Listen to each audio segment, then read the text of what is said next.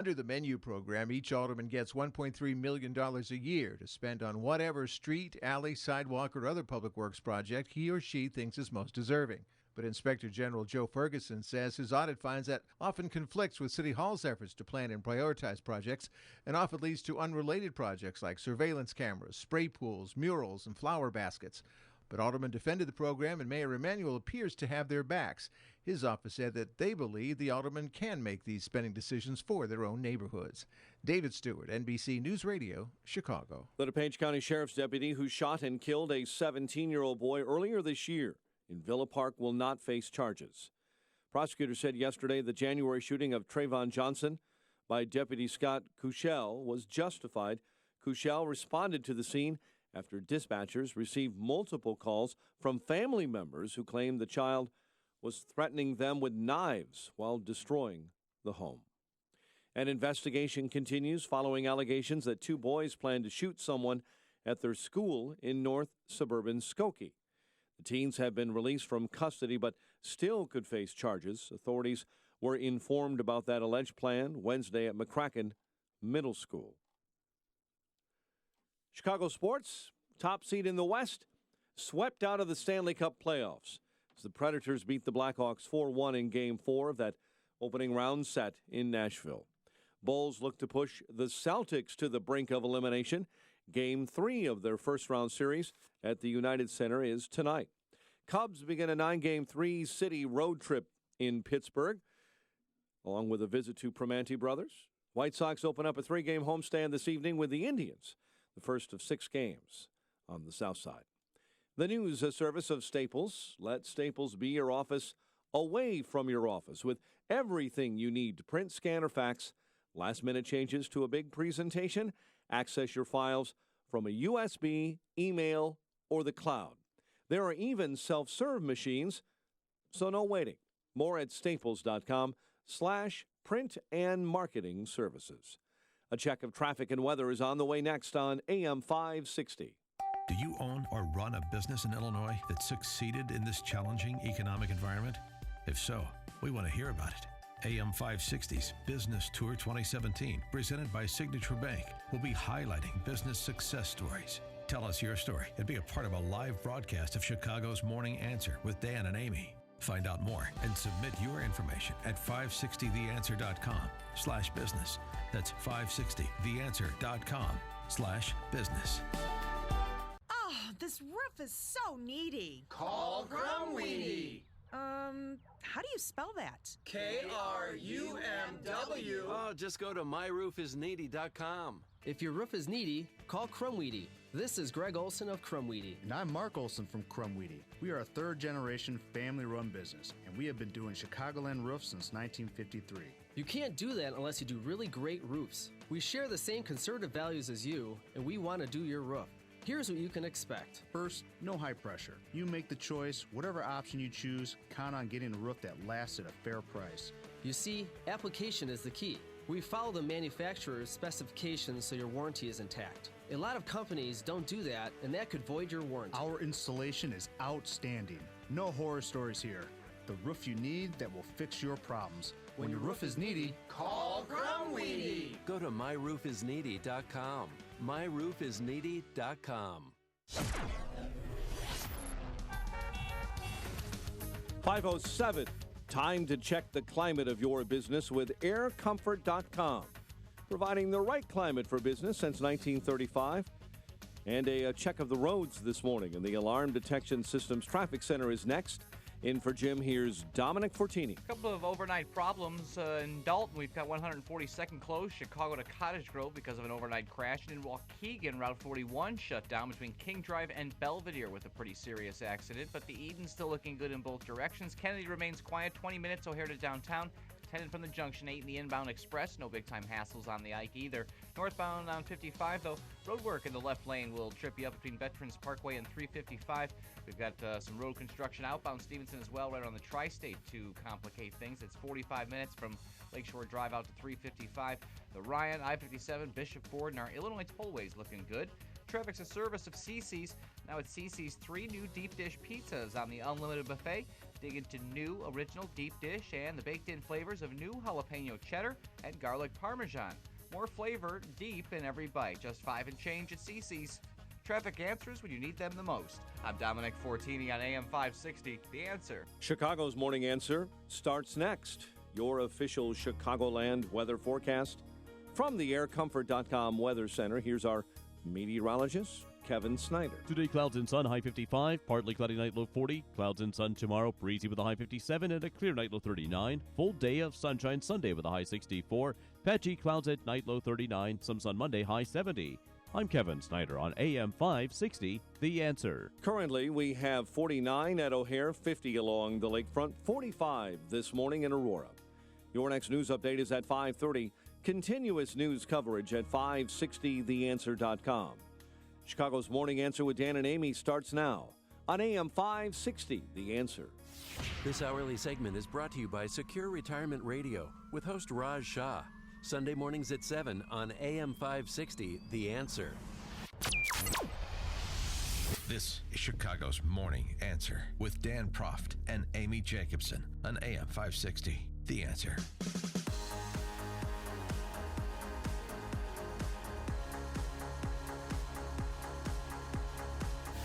Good morning, Dan and Amy. What the heck happened to the Blackhawks?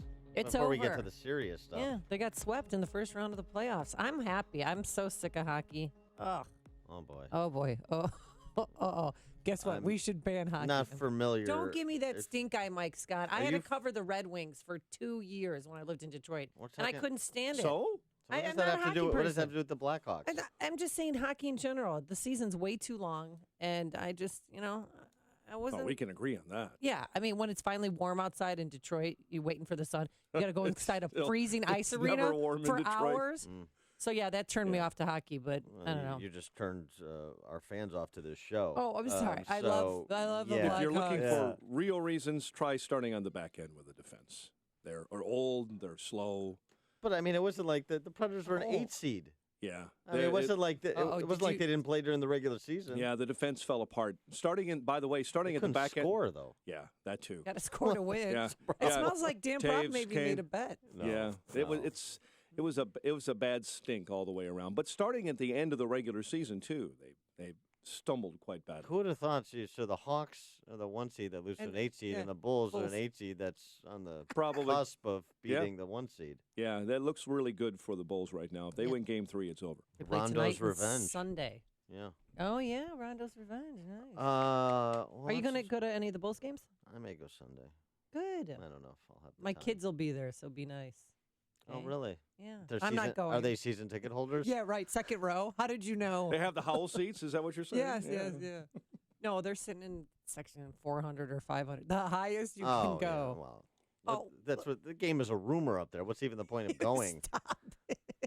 What are those little dots on that wood panel thing way down there? We saw so much better at home. I don't know. No, they're going. They're so excited. I'm happy for them. It's going to be a good game. Yeah, tell them don't even bother. I can't go because it's too late.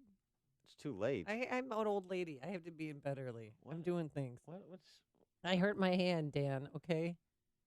Because you were sexually harassing me yesterday. Yeah, and you okay. bruised my hand below Right. Riley.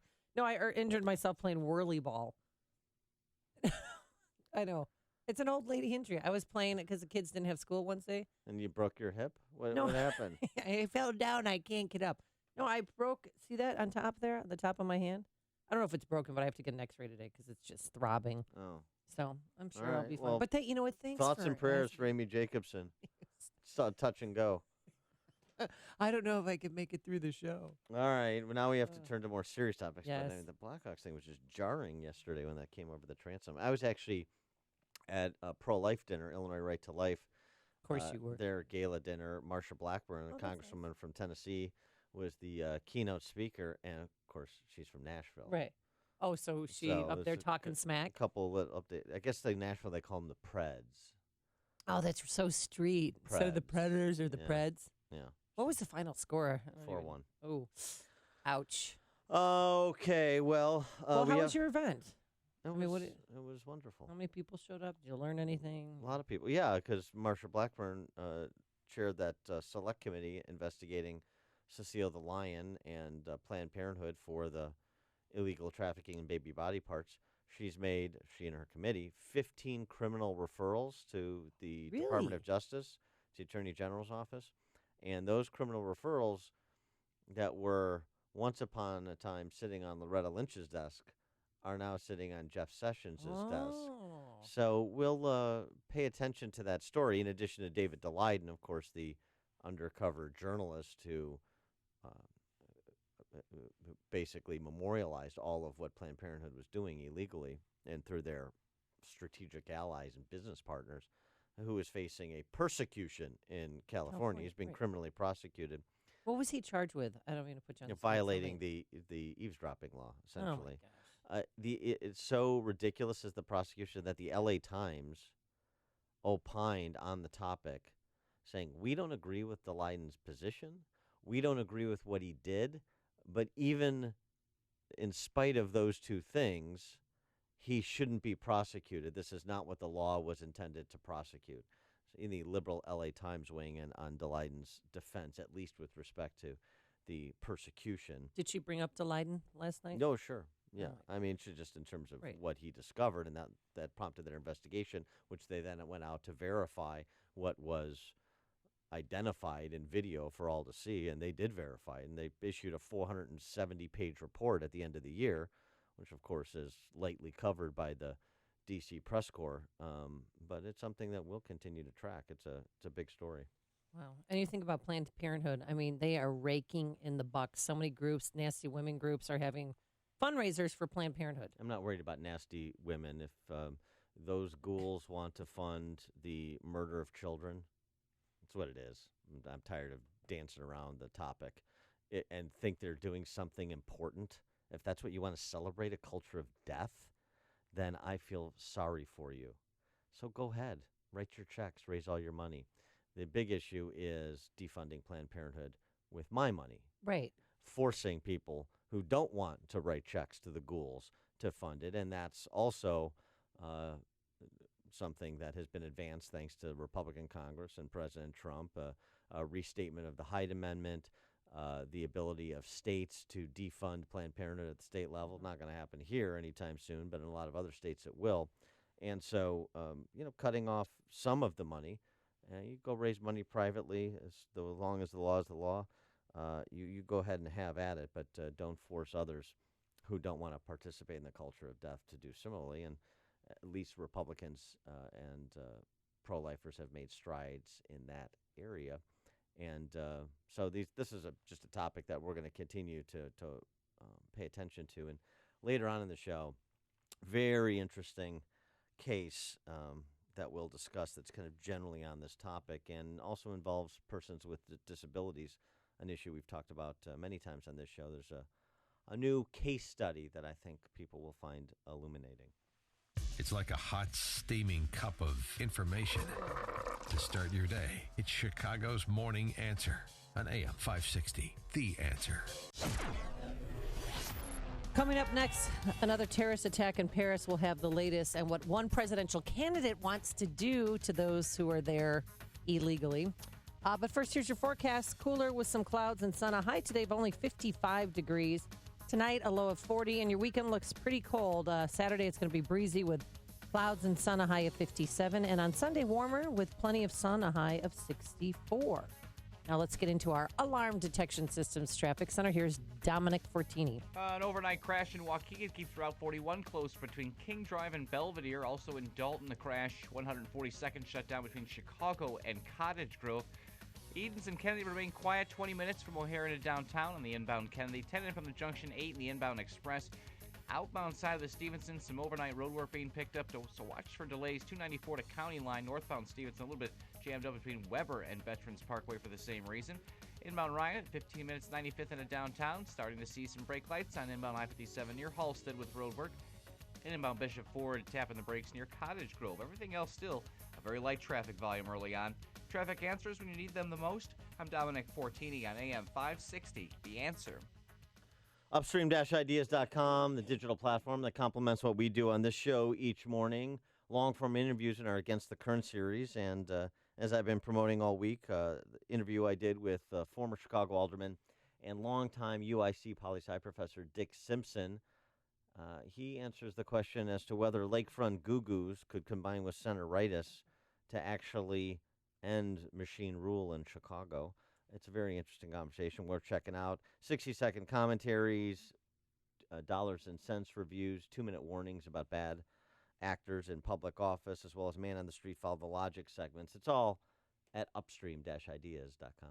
If you're aged 59 and a half or older with the 401k plan and still working, stop what you're doing and call Arlington Capital Management at 855-471-5796. They'll help you actively manage your 401k, show you strategies to avoid major declines, and capitalize on opportunities. There are benefits with age, and this is one of them. At 59 and a half, you're entitled to new opportunities in the investment world that can dramatically improve your results and even lower your fees. Call 855-471-5796 now and take the first step toward getting more out of your retirement assets. The team at Arlington Capital Management proactively explores the market, our economy, and all of the variables that offset your investments. Call 855-471-5796 now for a complimentary consultation. That's 855-471-5796 or visit arlington-capital.com. You worked hard to accumulate your nest egg. Now, it's time to put your money to work for you. AM 560, The Answer. Let freedom ring this afternoon at 2 with Sean Hannity, right before Joe Walsh at 5 on AM 560, The Answer. Dan and Amy, so another terrorist attack in Paris yesterday. One person killed, a police officer. And 2 other police officers are in serious condition. I also, was there a civilian also injured? Not that the CNN reported. The Sun was reporting the terrorists killed a policeman, wounded 3 others on the Champs-Elysees. Anyway, another terrorist attack. This is somebody that was known to police. He had a state security designation in France because he had served 20 years in prison.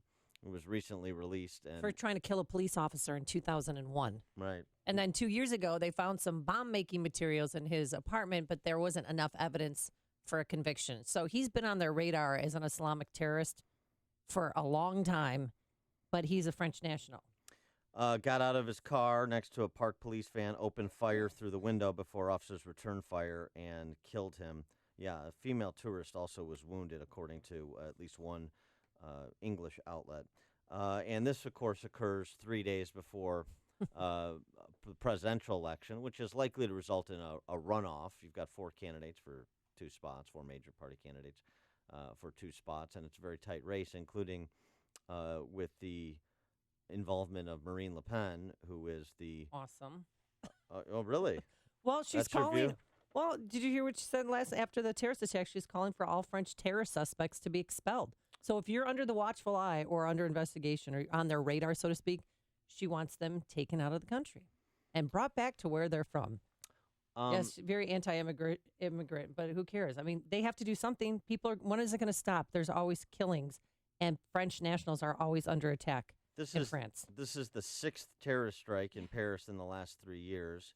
Le Pen also proposed that France suspend all legal immigration into the country. It's interesting, your reaction to that, because... Oh, they got to do something. Well, but I mean, you were not necessarily, if I'm recalling correctly, a fan of President Trump's executive order on a temporary halt in immigration from a half a dozen Muslim countries that are incubators of terrorism. No, I understood. No, that I'm for the dreamers, people that are here that came, their parents brought them over here. DACA, I'm okay with dreamers being here. I'm not okay with that temporary halt. I was fine with. At first, I wasn't. Then I changed my mind because of you, Dan. No. I did it because of you. Wow. No. Temporary ban. Oh, okay. Well, yeah. Credit for that. This is the French don't have the United States Constitution as the founding document. But do you find it troubling at all, the idea of expelling people who are being monitored, who are being investigated, but no formal law enforcement action has been taken against them, and they're still at least as proposed by Le Pen, would be subject to jettisoning if she were the president. Yeah, I mean, would it be a horrible visual watching them round those people up, people on the Islamic terrorist watch list? Yeah, but they have to do something because they are trying to kill them. And there's some also no-go neighborhoods that need to be dismantled. They just need to take back their country. It didn't work. So try something new. Maybe they'll come here. Who knows? Maybe next stop is Sweden, but they're putting a ban on immigrants coming in from terrorist countries. That's what they did. That's what the prime minister did right after the latest terror attack, that they used a car and killed a few people. Well, I mean, there's been some horrific attacks. They're all horrific attacks, but of course you think of the Bataclan concert hall, 130 people murdered, the worst atrocity in France since World War II.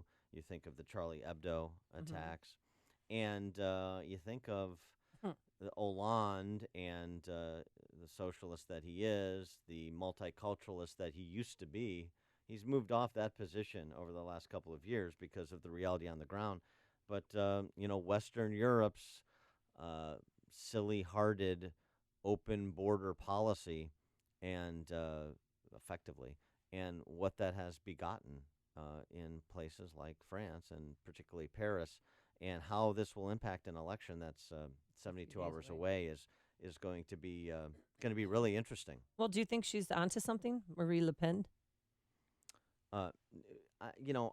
Again, I'm not here to impose the U.S. Constitution on other countries, but I do find it to be along with the Declaration, the two best organizing documents in the history of the world for a free society. Throwing the Magna Carta as a close third. Okay. I was pulling for the Magna Carta. Well, I really was. I knew you wanted to go back to 1215, so I didn't want to leave that out. It's a great year. But no, so I don't. I just, as a matter of course, I don't like the idea of people being expelled from a country or imprisoned, for example, without due process. I'm a due process guy. You are? Yeah, I thought you. Yeah. I like due process. Yeah, but if they're on the Islamic extremist list, they must have done something wrong or been associated with some nefarious people to be on that list. Well, think about it in this country. We've heard from the FBI repeatedly. Terrorism-related investigations ongoing in all 50 states. But sometimes law enforcement gets it wrong. Or sometimes in the evidence-gathering process, what they thought was the case turns out not to be the case. Then they get it right. That's why you go through that process. Because these are human beings investigating. These are human beings making designations, and they make mistakes. And so you can be put on a watch list based on a tip or information that puts you under the investigative umbrella, but turn out to be perfectly innocent. I mean, remember, look at the cases here. And I would suggest that our national security and intelligence community is unparalleled, maybe along with Mossad in Israel. But Stephen Hayes, the Weekly Standard reporter, put on the no-fly list. He's a terrorist. I mean, right. It's a joke. It wasn't particularly funny to Stephen Hayes. Right, but he got off the list. Well, I understand he got off the list, but what if the policy was, hey, if you're on the list, we just decided everybody on the list is out? All right, how about people who tried to kill police officers in the past, like this guy did, and was still, on the Islamic extremist list? Well, do you think maybe, and then 2 years ago, tried to make a homemade bomb, to blow up French nationals? I mean, their country, they're under attack. Well, I understand, and some of this stuff is very difficult to protect against if you're going to have the rule of law.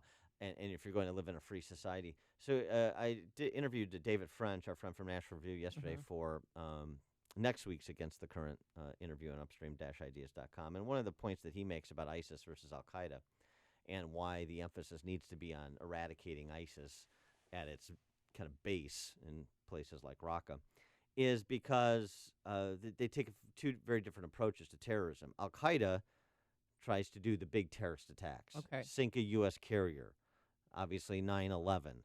Those are very difficult to pull off. There is much more opportunity to stop them. ISIS has taken the opposite approach, as we've seen. You don't need some elaborate terrorist attack. You don't need to make a statement about with hundreds or thousands of people dead. Just keep it simple and drive a car into a crowd. Yep.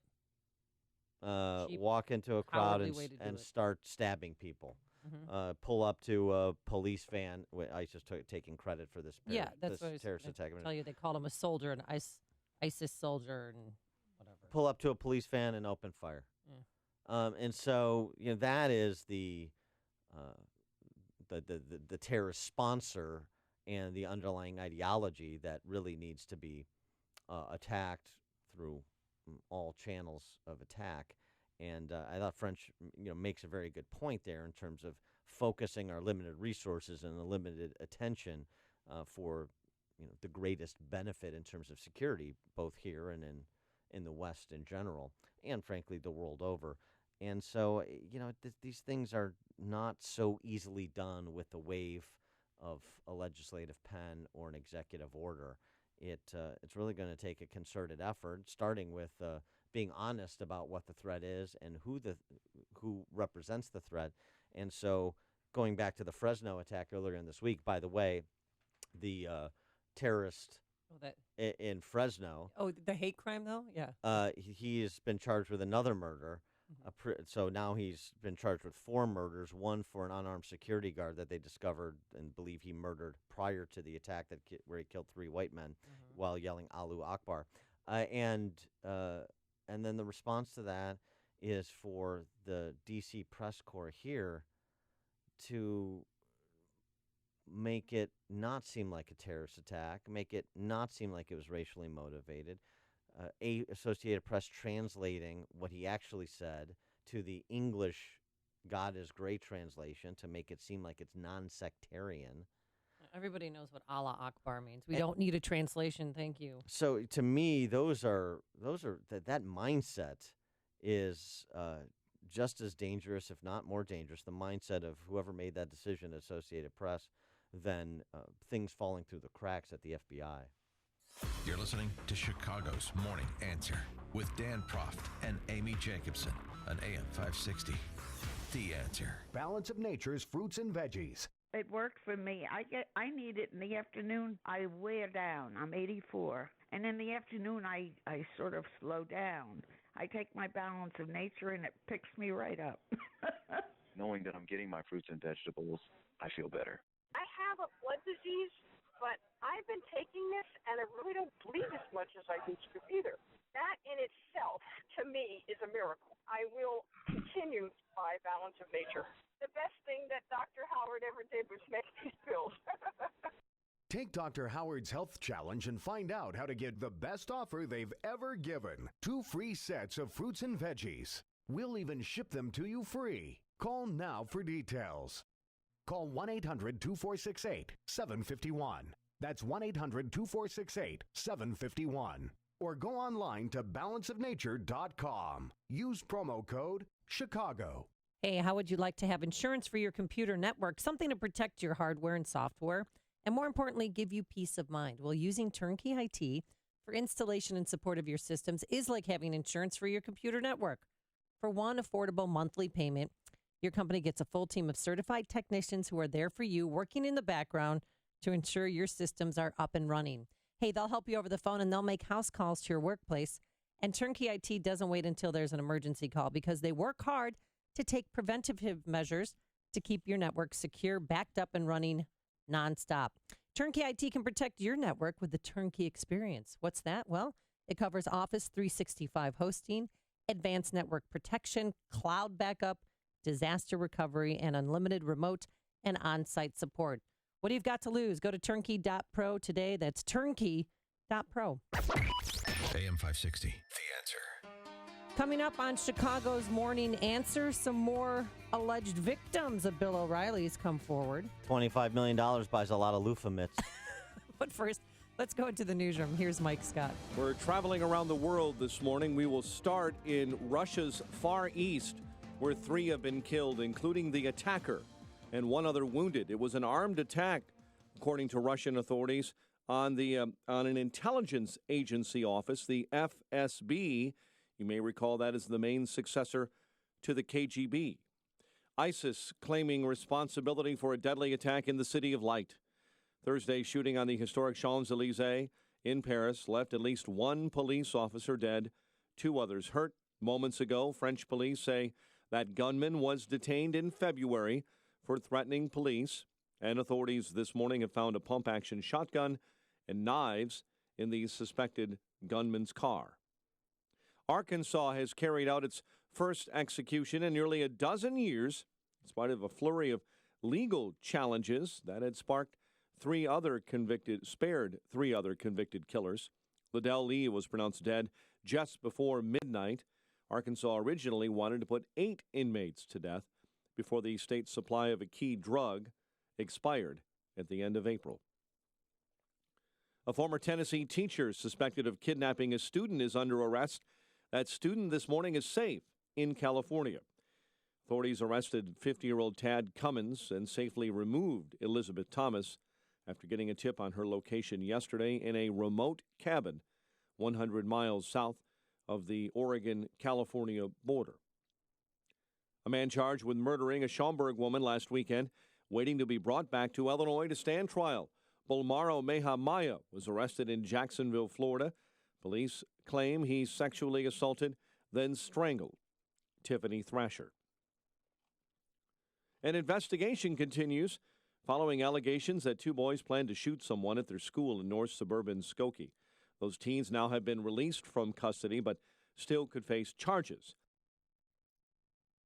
Authorities were informed about the alleged plan Wednesday at McCracken School. A woman in serious condition following a hit-and-run crash on Chicago's far south side. The victim was driving yesterday when a vehicle that ran a stop sign slammed into her vehicle near 117th Place and Wallace. The driver of the other car then drove off after the accident. So do you remember this song? Everybody plays. Cuba Gooding Jr., who sang that hit in 1972 with the group The Main Ingredient, has died. 72-year-old singer, father of Oscar winner Cuba Gooding Jr., was found dead in a vehicle in the Woodland Hills section of Los Angeles. Coroner's assistants remain on the investigation, but drug paraphernalia, according to authorities, was found in that car. Chicago sports, top seed in the West, gone, swept out of the Stanley Cup playoffs. Predators beat the Blackhawks 4-1.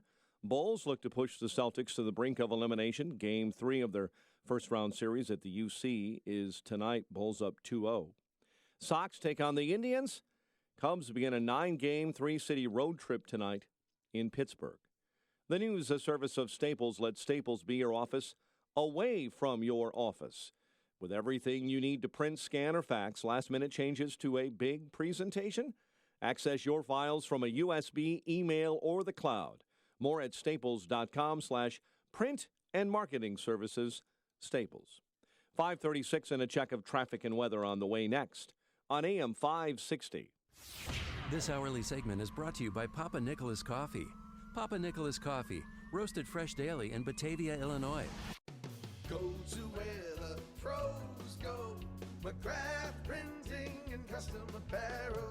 If you're a business owner with commercial printing needs, contact our friends at McGrath Printing Custom Apparel, proud supporters of AM 560 and Food for the Poor. McGrath takes care of all print and apparel needs for companies of all sizes. Chicago's biggest names in manufacturing, pharmaceutical, and medical choose McGrath Printing year after year for truly unmatched customer service and reliability. Mention AM 560 and receive 20% off your first order. That's right, 20% off by mentioning AM 560. For a quick quote, visit McGrathPrint.com, McGrathPrint.com, or call 815-356-5246. That's 815-356-5246. Go to where the pros go. Go to where the pros go. McGrathPrint.com. McGrathPrint.com. Acme Home Insurance. Yes, I'd like to make a claim. What are you wanting to claim, sir? My water heater broke down. Sorry, but your homeowner's insurance doesn't cover water heater breakdowns. So, what do you cover? Home damage from things like earthquakes, volcanoes, a zombie apocalypse. A zombie apocalypse? But that'll never happen. But if it did, you'd be covered, sir. But not my water heater? I'm afraid not. But his water heater could have been covered with a home warranty from American Home Shield, plus components of 20 other major home systems and appliances, like his electrical system, plumbing, refrigerator, theater, and more. For valuable free information, call 1-800-300-2127. Home insurance can cover what might happen. Zombies are coming! But a home warranty helps cover what will happen. Now the dryer won't work. Life happens. Have a plan. Get a home warranty from American Home Shield. For valuable free information, call 1-800-300-2127. That's 1-800-300-2127. 1-800-300-2127. 538, check of the roads in the Alarm Detection Systems Traffic Center. In for Jim, here's Dominic Fortini. Authorities in Waukegan still have Route 41 closed between King Drive and Belvedere Road after a crash, and in Dalton, 142nd shut down Chicago to Cottage Grove because of an overnight crash. Eden's quiet, Kennedy in at 20 minutes, O'Hare to downtown, 10 in from the junction, 8 in the inbound express, outbound delay free as well. Ike remains sleepy. Inbound Stevenson at 36 minutes from 355 in, 26 in from the Tri-State. Watch for crews picking up some overnight work northbound 55 between Weber and Veterans Parkway. Inbound Ryan at 19 minutes, 95th in, while the inbound side of I-57 starting to see some brake lights near 103rd because of that road work. Inbound Bishop Ford also a little bit tied up near 111th, but everything else getting the thumbs up. Traffic's a service of Cece's. Now at Cece's, 3 new deep dish pizzas on the Unlimited Buffet. Dig into new original deep dish and the baked-in flavors of new jalapeno cheddar and garlic parmesan. More flavor deep in every bite. Just 5 and change at Cece's. Traffic answers when you need them the most. I'm Dominic Fortini on AM 560. The Answer. Chicago's Morning Answer continues next. Your official Chicagoland weather forecast from the aircomfort.com Weather Center. Cooler day ahead. Clouds and sun with a high of 55. Currently 49. Next news coming up at 6. Chicago's Morning Answer with Dan and Amy continues next on AM 560. The Answer. This hourly segment is brought to you by Military Mortgage Talk with host Tony Gatliff. Sunday mornings at 9 on AM 560. The Answer. If you're talking about it, I'll be talking about it. Dennis Prager here. Join me this morning at 11, right here on AM 560, The Answer. Good morning, Dan and Amy. Number 312-642-5600. That's the turnkey.pro answer line. Plowed through that. What's the number? 312-642-5600. And the turnkey.pro text line, 64636DA. Bill O'Reilly's payout, $25 million, or as high as $25 million, as was reported yesterday. His severance agreement with Fox News. And that's pretty nice, huh? Well, he just signed a 4-year deal, and I guess it was 1 year of the 4 years was $25 million. So, well, there you go. Yeah. Contracts. I mean, that's why we do contracts in this world. What's your exit clause? $500 billion. It's similar only in the sense that it is in American dollars. Okay. That's the only similarity. But and so what is to befall Fox News? Is Fox News going to go in a different direction with the Murdoch boys? Is it going to go in a direction that trends away from conservatism, or at least the conservative populism of the likes of a Bill O'Reilly? And when will Billy Bush be named as his permanent replacement? Well, it's funny that you mentioned Billy Bush because he finally released some video. So we know that he's alive, okay? He's not living in a bunker somewhere, but he wants to get back on TV, and he released something via social media. Look at me. I'm Billy B. Trying to get back on TV. My hair's long and flat, and it makes me look fat. And I can't be. I'm Billy B. She's gonna be me. So he's getting his hair cut at the time while he was singing that song. He posted the video on his Instagram, and he just wants to get back on television. So I don't know if this is going to help. This, of course, he left after there was the tape of him and President Trump bragging about, sexual exploits. No, he didn't leave. He was fired. Fired. Well, yeah. That's why he left. Number one. Number two, just a word of advice to the talent-free Billy B. Being on TV is not going to fill that hole in the center of you. I'm just here to tell you, kid, a 50-year-old kid. I think maybe he just wants to, he's spent enough time now with his wife and 3 daughters that he wants to get back out there. All right, so now that we're done with that silliness, here's something serious. When you think of Bill O'Reilly in exile with his $25 million worth of loofah mitts. Stop it. I can never look at a loofah mitt the same because I have one of the loofah rubs. I mean, balls, the scrunchy balls. And I think I can't look at it now because of what Bill O'Reilly If you have a loofah, I want you, when you're loofahing yourself in the shower. Yes. You're cleansing yourself. I want you to think of Bill O'Reilly coming up behind you. Hey, maybe he can come. Just whispering romantically. Maybe he can come with us to the Dominican. Wouldn't that be creepy? He's got some free time on his hands. Whispering to you while you're cleansing yourself in the morning. You'd have your back to me. I'd take a little loofah thing, kind of soap up your back, rub it all over you, get you to relax. Hot water, and you'd feel the tension drain out of you, and you'd still be with your back to me. Then I'd kind of put my arm in one of those mitts, those loofah mitts, So I got my hands in it, and I would put it around front, kind of rub your tummy a little bit with it, and then with my underhand, I'd start to massage. I just want you to think about that.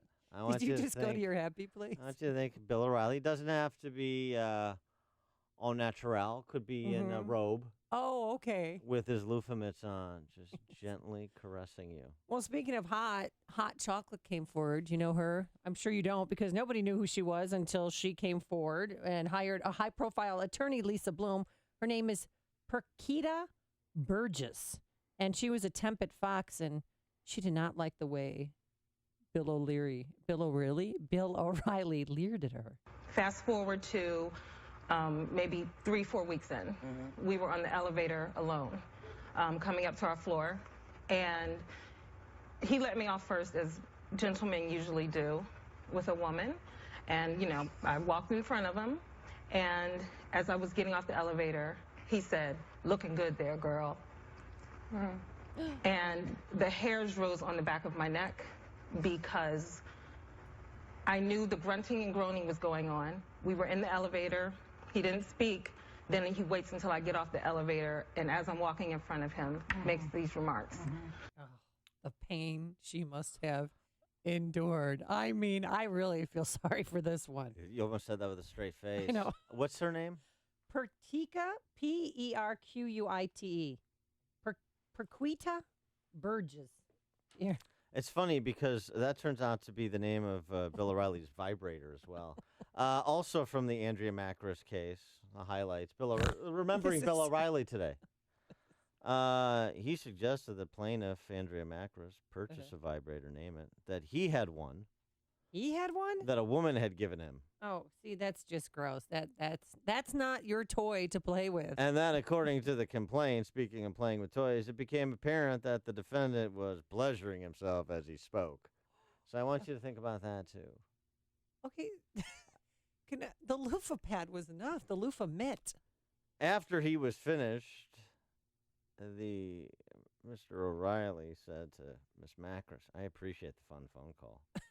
You can have fun tonight. I'll appreciate it. I mean it." And I want you to think about that with his pleasure tool, Perquita? And also the loofah mitts.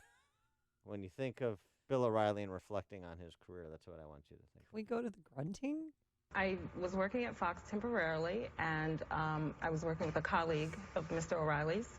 And when I worked there, everything was fine. Within the first week and a half of me working there, he always walked past my desk, and he made a grunting noise, which, I Oh, like that? Yes. Oh. And when he made the noise, I just, I thought maybe he had a muscle spasm. Sure, he's an older gentleman. But as time went on, He's got a Charlie horse. I noticed every time he walked past my desk, if no one was around, he would make that noise. Oh. And I was like, okay. He was speaking to me. It wasn't like he was saying hi. Everyone else said hi to me where I sat. So you know, I just took it as, you know, it was embarrassing. Yeah. It was embarrassing. I mean, he could Maybe have he was just had saying- indigestion. Maybe he was saying, hi. That's just the way he says hi. He's gruff. I know. Isn't it? I mean, well, what this poor woman endured. Here's the reason. We should send her a fruit basket, Dan. Here's the reason I'm being derisive in the direction of Bill O'Reilly. Is because I just loathe this celebrity culture, this cult of personality stuff that we do, and it's particularly offensive. Not offensive, too strong a word. It's particularly unproductive and annoying when conservatives do it. David French has a good piece in National Review on this topic. Talked about Tommy Lahren on their show. Even Milo, guilty pleasure as he was. French makes the point about this toxic culture of conservative celebrity, where the public elevates personalities more because of their pugnaciousness than anything else. I mean, you want fighters. I want conservatives to be fighters, but I want them to offer more than just combativeness, intellectual consistency, intellectual value. French adds, the degradation to our culture far outweighs any short-term tribal political benefit. The message sent when conservatives rally around the flag to defend the indefensible is exactly the message the Democrats sent so loudly when they continue to prop up the Clinton machine through scandal after scandal. Only winning matters. Ambition is everything. Is that really kind of where you want to find yourself in rallying to the defense of Bill O'Reilly or Tommy Lahren? It is in contravention to the stated goals of conservatives to do that. If you're talking about it, Dan and Amy are talking about it. It's Chicago's Morning Answer on AM 560. The Answer. Christianity arose out of first-century Judaism. The earliest Jewish believers in Jerusalem, however, would have trouble recognizing modern, traditional Christianity as its offspring. In a new book entitled Reviving the Reformation, a Jewish believer peers backward to move biblical truth forward. Author Daniel Lang attempts to recover the real first-century Messianic faith that's been lost to the modern world. Reviving the Reformation explains why the man Yeshua, Jesus, satisfies the expectations of the Messianic hope and describes the ideal relationship that should occur between Jews and Gentiles who seek out the same biblical God. It reestablishes the Torah as the instruction manual for righteous living and probes the doctrine of the Trinity. With biblical faith fading fast in Western culture, now is the time to restore the truth by reviving the Reformation. For information about this important new book, go to revivingthereformation.com. That's revivingthereformation.com. A tweet from Kevin Rooney. I left out something with Bill O'Reilly. Yes? What? In a robe with loofah mitts. Please, in a tropical island. O'Reilly would also whisper to Amy his word of the day so he could quiz her later. The word of the day. Yes. Loofah. Okay. Spring is here. The birds, the bees, and, of course, seasonal allergies. And the last thing you need is a pillow that you're allergic to. And, of course, my pillow is hypoallergenic. So a good night's sleep is so very important to our health. And for this month of April, you'll receive 50% off the MyPillow 4-pack. What's a 4-pack? Well, 2 premium MyPillows and 2 Go Anywhere MyPillows. With MyPillow, you can move the patented fill to give you the exact support you need, regardless if you sleep on your back, on your stomach, on your side. You'll get into deep sleep faster and stay there longer, and you won't wake up to a stiff neck or headache. Our good friend Mike Lindell manufactures them in Minnesota, and you can wash and dry your MyPillow, and of course, you'll get that 10-year warranty and a 60-day full money-back guarantee. Nothing to lose here, folks. Go to MyPillow.com, type Amy in the promo code, or call 800-489-0201. That's 800-489-0201, and tell them I sent you. This is a life-changing message for anyone with sleep apnea who is on the go and tired of dragging around a big, bulky home CPAP device. Now there's finally a portable device that's as small as a soda can and weighs less than a pound. You can even add a battery that's as tiny as a deck of cards. It's the Transcend Mini CPAP. And right now, you can try Transcend absolutely risk-free for 10 days. So call now, 1-800-400-9121. Transcend is the world's first portable mini CPAP device. It gives you the freedom to sleep in total comfort anywhere you are. Our smallest and most advanced portable design ever, Transcend is so small and so light, you can fit it in your briefcase or purse to use anywhere you go. It's FAA compliant too, so you can even sleep comfortably while flying. Enjoy the freedom to sleep comfortably anywhere. To receive your 10-day in-home trial, call minicpap.com now. 1-800-400-9121. Again, that's 1-800-400-9121. Harvey owns a building and wants to save money by making his heating and cooling system more energy efficient. Yes. But Harvey's afraid of the cost and if he can get a return on his investment. I am indeed. Plus, he's nervous about disrupting the businesses that rent space in his building. Harvey doesn't know what to do with an HVAC system that's seen better days. The Air Comfort problem solvers to the rescue. Working as a team, the Air Comfort professionals find simple solutions that make a huge impact on building efficiency and operating costs with minimal or no disruptions to building operations. HVAC upgrades and retrofits from Air Comfort can save thousands of dollars per year. They save energy, reduce maintenance, and eliminate downtime. And buildings with better energy ratings command higher rents and selling prices and make tenants happy. Get real solutions from the Air Comfort team of problem solvers. Call 708-345-1900 or visit aircomfort.com and start saving money today. Air Comfort, providing the right climate for business since 1935. Did you know that if you have mutual funds in your IRA, 401k, or investment accounts, that according to Forbes magazine, you could be paying as much as 3.17% in hidden fees every single year?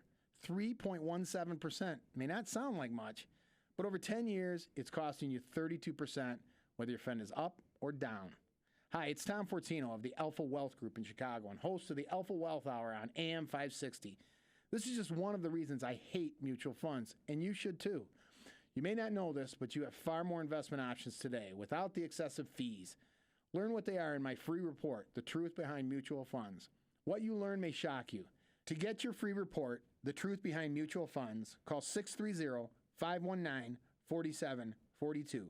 There's no obligation. That's 630-519-4742. Investment advisory services. Offered through Retirement Wealth Advisors, Inc. How would you like to lose 10, 15, even 25 pounds in the next 30 days? Well, I'm about to tell you how you can do it for free right now. You've probably heard of Beachbody or seen their workout DVDs on TV like P90X, Insanity, and 21 Day Fix. Well, they just launched a beta trial of their new online video service called Beachbody On Demand, and they're inviting you to use it for free for 30 days. Now, here's the catch. In return, all they want is for you to let them know what you think of their new on-demand service so they can make it the best fitness and weight loss site ever created. Just text the word STREAM to 303030, and you can do 30 days of P90X, Insanity, Brazil Butt Lift, or one of 500 other Beachbody workouts for free. And that means you can lose 10, 20, even 30 pounds without paying a dime. Just text STREAM to 303030. That's STREAM to 303030 to get started for free right now. Message and data rates may apply. Membership fees apply after 30-day free trial. Cancel anytime. Is your website and marketing strategy helping your business to meet strangers? This is Brandon Wilson, and this is the Distant Horizon Internet Minute. Sometimes I feel like I'm in the twilight zone. Everyone is now familiar with WordPress and Salesforce and Constant Contact, but people are forgetting how to actually be marketers and salespeople. Can you run your business just on the people you already know? Of course not. The purpose of marketing is to meet strangers and to turn them into paying clients. At DistantHorizon.com, we can build any website, no matter how custom.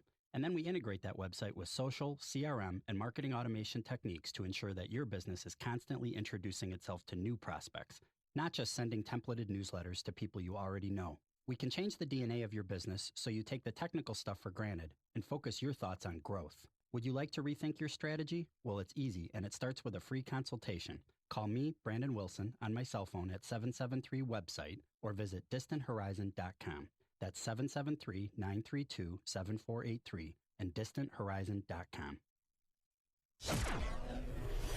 5:57.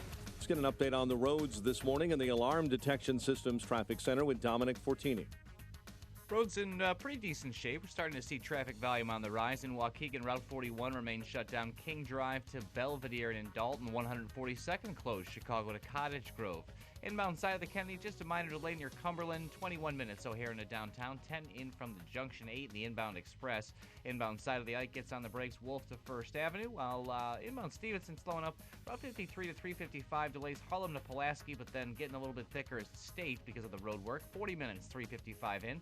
Inbound Ryan, 22 minutes, 95th into downtown. Inbound I-57, brake lights at 107th, while the inbound side of the Bishop Ford, a few minor delays right near the Stony Island feeder. Traffic's a service of Staples. Let Staples be your office away from your office with everything you need to print, scan, or fax. Last-minute changes to a big presentation? Access your files from a USB, email, or the cloud. There are even self-serve machines, so no waiting. More at staples.com/print and marketing services. Staples. Traffic answers when you need them the most. I'm Dominic Fortini on AM 560, The Answer. Chicago's Morning Answer continues after a full update from Fox News. Now your official Chicagoland weather forecast from the aircomfort.com Weather Center with our meteorologist, Kevin Snyder. Today, clouds and sun, high 55. Tonight, partly cloudy, low 40. Breezy tomorrow with intervals of clouds and sunshine, high 57. And a clear night tomorrow night, low 39. Warmer with sunshine Sunday, high 64. I'm Kevin Baxter on AM 560, The Answer. This update is a service of Sherwin-Williams. Ask Sherwin-Williams and get a 40% off paint and stain.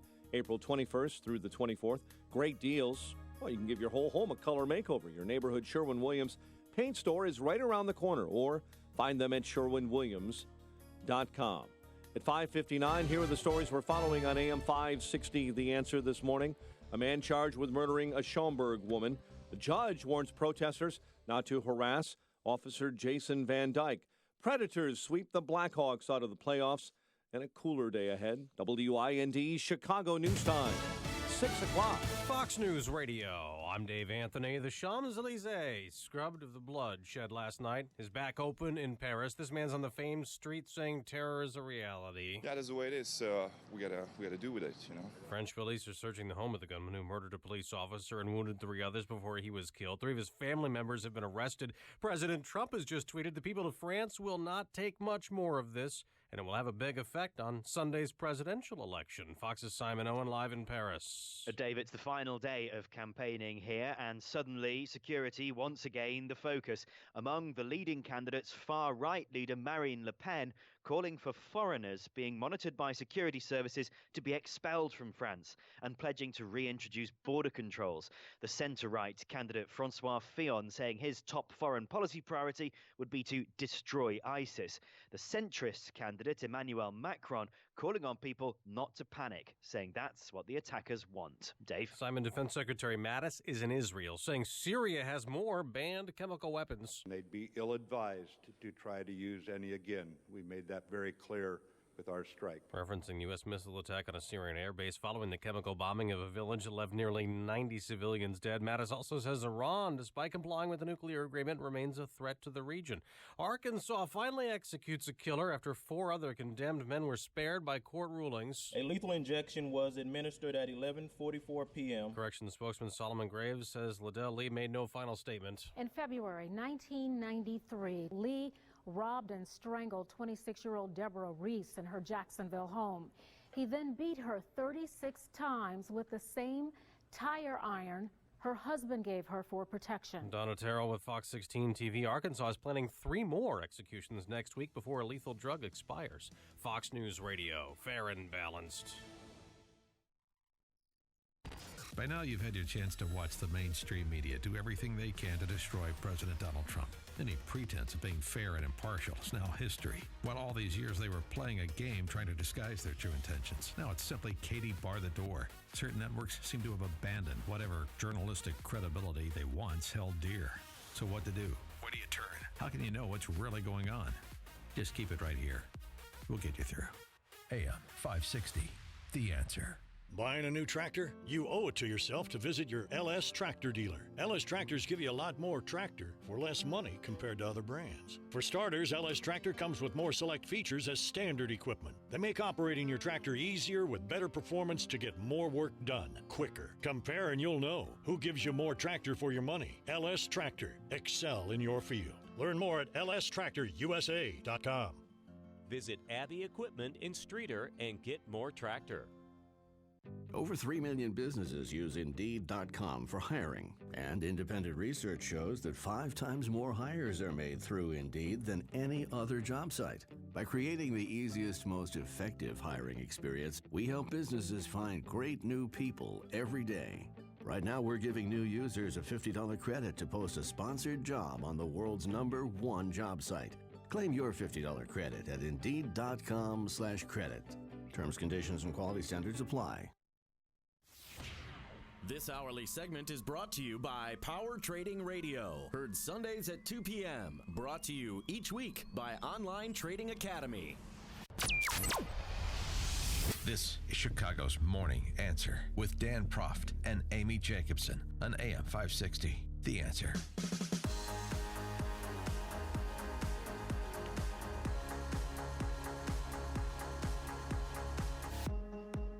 Good morning, Dan and Amy.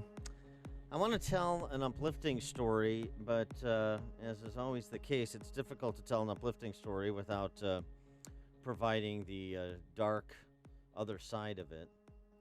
And the dark other side of culture in America is utilitarianism. There's a bioethicist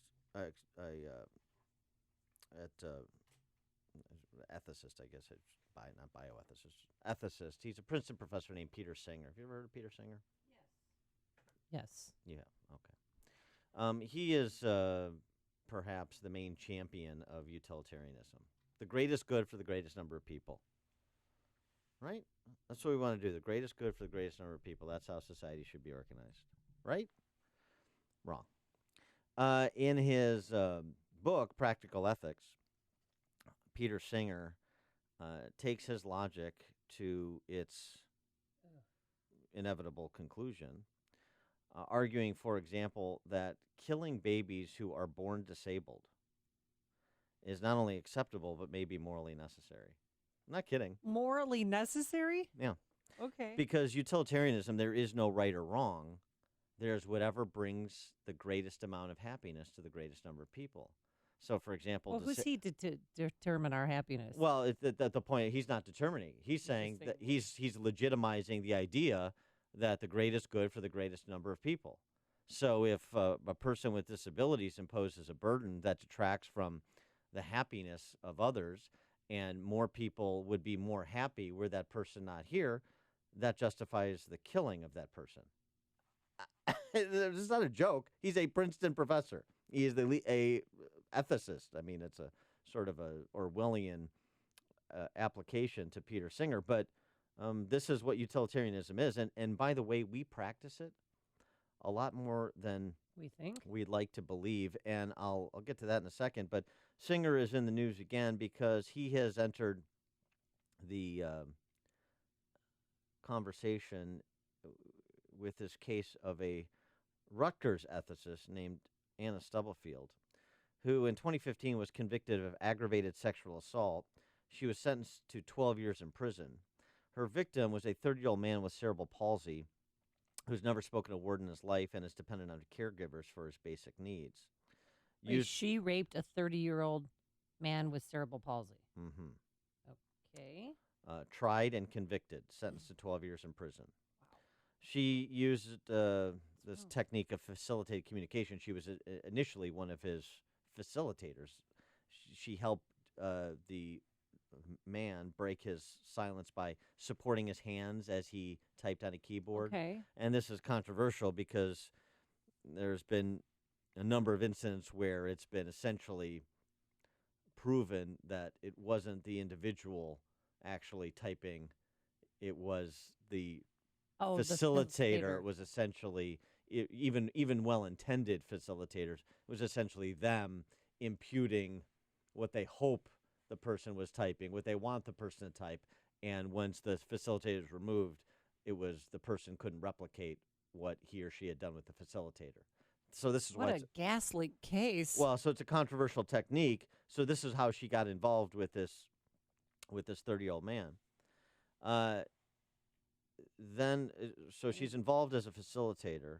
Then she tells the gentleman's family that her involvement changed everything. We're in love. Oh.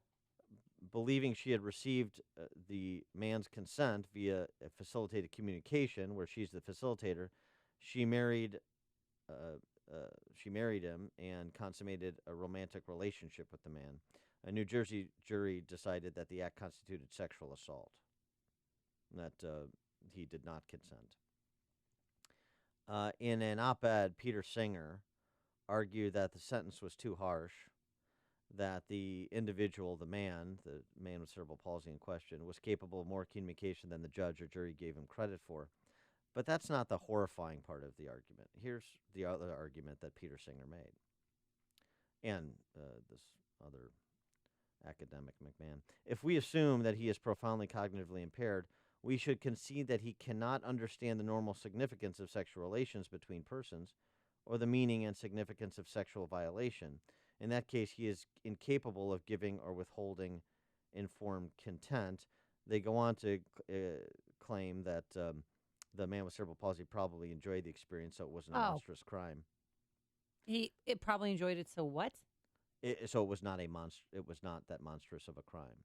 So just understand what he's saying. He's saying that those with profound disabilities who can't fully comprehend what's happening are incapable of being assaulted, or certainly So, it's like, not sexually assaulting mentally disabled people. Isn't that bad because they can't comprehend it or they don't know it's happening to them? Well, right. It's not the same as assaulting somebody who can give informed consent, so it's not a big deal. That's what he's saying. But he still has a job this morning. Okay. Well, he's a tenured professor at one of the great universities in America. Oh, yeah. Well, that's what it is. But Princeton. But let me just think about this for a second. Just follow Peter Singer's logic about utilitarianism, because that's the kind of philosophical underpinnings that lead him to where he goes. And by the way, at least Peter Singer is consistent. If only people were as consistent as Peter Singer, we could get to resolution on a number of issues much more quickly, provide more clarity, have a better culture. And here's my argument why. I actually think Singer is less dangerous than people who take this position. They don't support killing children after they've been born, of course, but they support abortion. They support the government redefinition of marriage, but they agree that it's best for every child to have a mom and dad. Well, one precludes the other because you've eliminated the child's natural right to mom and dad. They support any medical research using embryonic stem cells on the promise of some miracle cures, but they are against cloning human beings to use them as slaves or body parts factories. Singer is consistent because he makes it clear where his logic leads. Yes, if you support abortion, there's no logical reason why you shouldn't support the killing of children outside the womb. If everyone who supported abortion talked with the honest consistency of Singer, we wouldn't even need to outlaw abortion because it would be so reprehensible to 95% of the public. And it goes with the other matters as well. So Singer is actually intellectually consistent, and it's people who take the sentimental, barbaric positions that I've described who are intellectually inconsistent and don't want to follow the logic to the conclusions it begets, and Singer will. Just something to think about. And we've talked about this before. The case in Iceland, 9 years running, all babies diagnosed with Down syndrome have been aborted. 9 years running, 100%. And every single one that was diagnosed. 9 years running.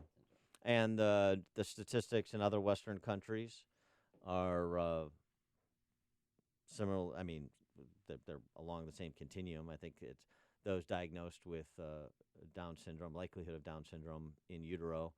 I think the abortion rate in the UK is over 75%. So they're not people. And that's what Singer's saying. That's what those who abort based on disability are saying. And that's why I want to introduce you to Sarah Lloyd and Nick Stanford, who both have Down syndrome. They're down there in Austin, Texas. And here's their story. Just a couple weeks ago, Nick didn't chicken out when he got down on one knee here at a local Chick-fil-A. After years away from each other, Nick says he worked up some courage and made his way back to Texas, ready to get his girl. I came down to Austin, Texas, to see Sarah and a marriage. And he picked one of her favorite places.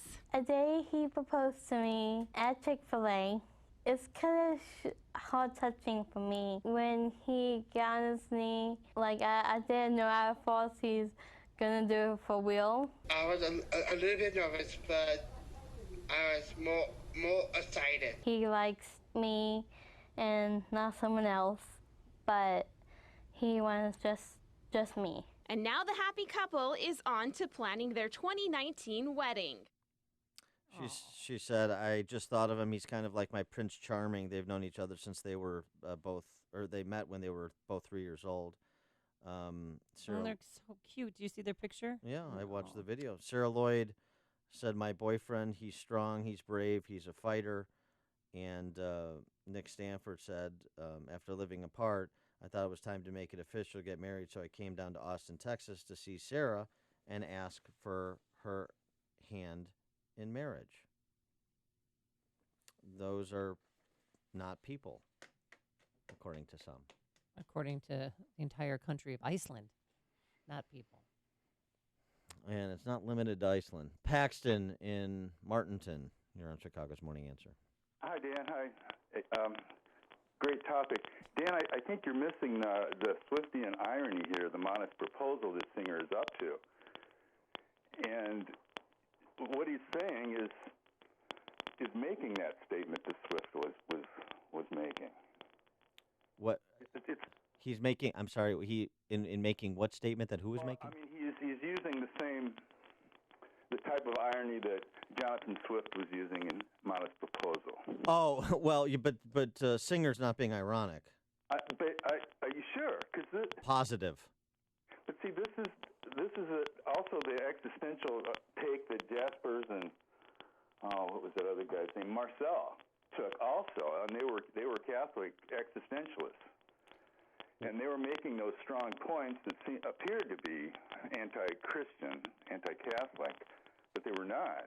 No, I get your point, and it's a fair question to raise, but Peter Singer didn't just burst onto the scene. And if you read his book, Practical Ethics, it's clear that this is not irony. He is not trying to make a point by taking an absurd premise to its absurd conclusion. Okay. He believes the absurd premise, and he has the intellectual consistency to take it to its absurd conclusion, but he really believes these things. Okay, I'll let it lie there, but I know it's incredible to think that that's true, but it's true. Thanks for the call, Paxton. I appreciate it. I mean, it's a fair point he raises, just to do a bit of a kind of confidence check on it. But no, Singer has been renowned in this space for these rather incredible views for a long time.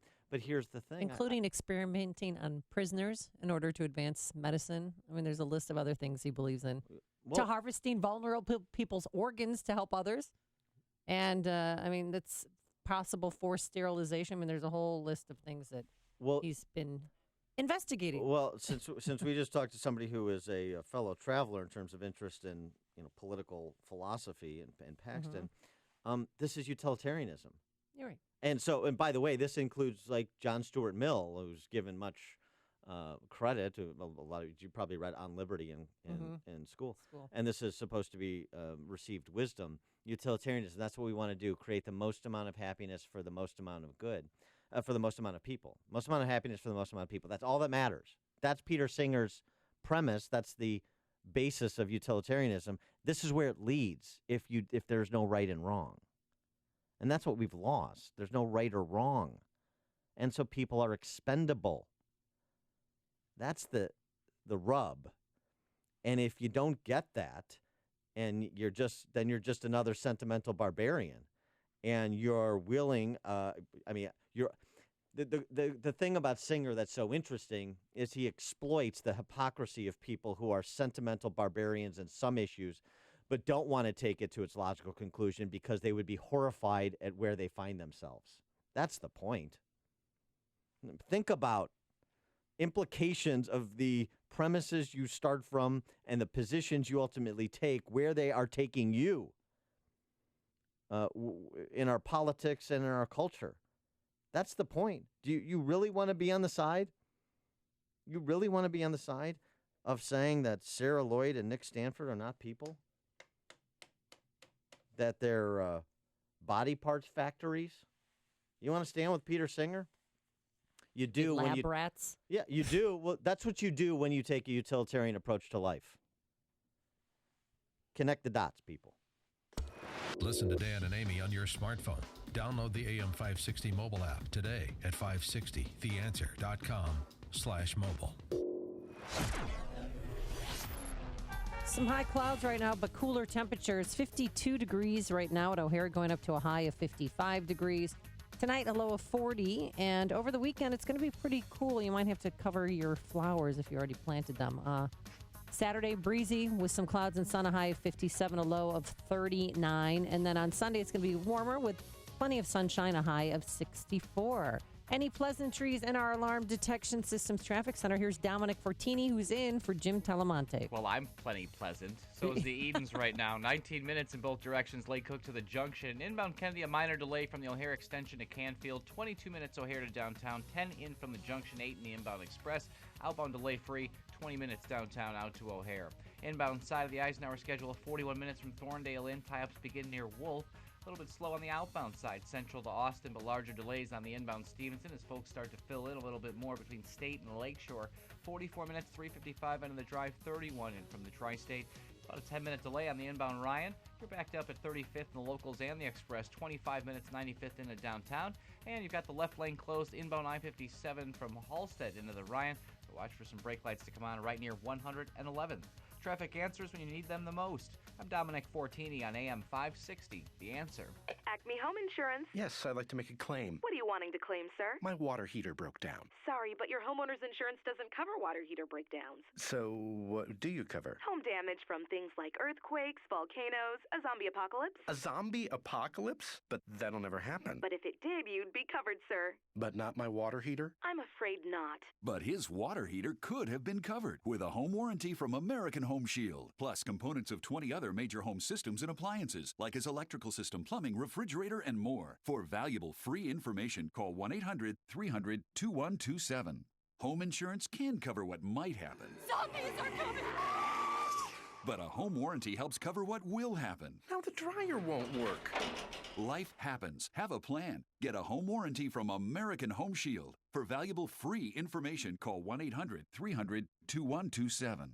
That's 1-800-300-2127. 1-800-300-2127. Signature Bank is Chicago's fastest growing independently owned business bank. It's a bank where relationships still matter. Signature Bank knows your name and your story. I'm Dan Proft, and I know this because Signature Bank is my business bank. Hi, I'm Dave Geiselhart, president and owner of Home Trust Mortgage and customer of Signature Bank. When the large banks turned away from the mortgage lending industry during the financial crisis, I turned to locally owned Signature Bank. Signature Bank stepped in and helped me expand our business at a time when the larger banks wouldn't. Today, I'm proud to say Home Trust Mortgage has been able to expand our business in Illinois and the Great Lakes region. We couldn't have done that without the help of Signature Bank. Signature Bank truly helps Chicago businesses like mine grow and thrive. That's why we also became personal customers and shareholders of Signature Bank, Chicago's business bank. Signature Bank is looking for their next success story. Learn more about turning your business vision into reality.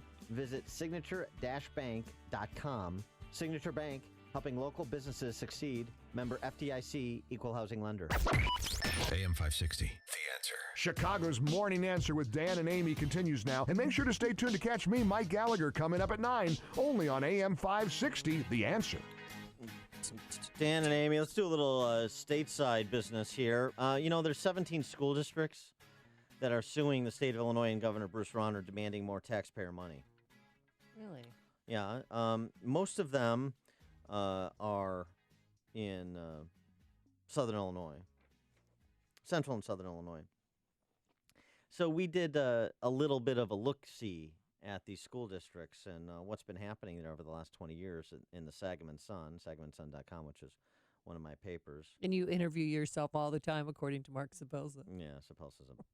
Hey, he's my friend. He's a dope, and he's a girl drink drunk. Oh, stop it. Well, he is. Well, he realized he had a problem, and he conquered it. I'm proud of him. Yeah, I am. exactly. I'm proud of him. Hey, but put that Mai Tai down. Stop. Put the pina He colada put the down. umbrella down a while ago. Yeah, Leave him alone. exactly. Close that umbrella. I love you, Mark.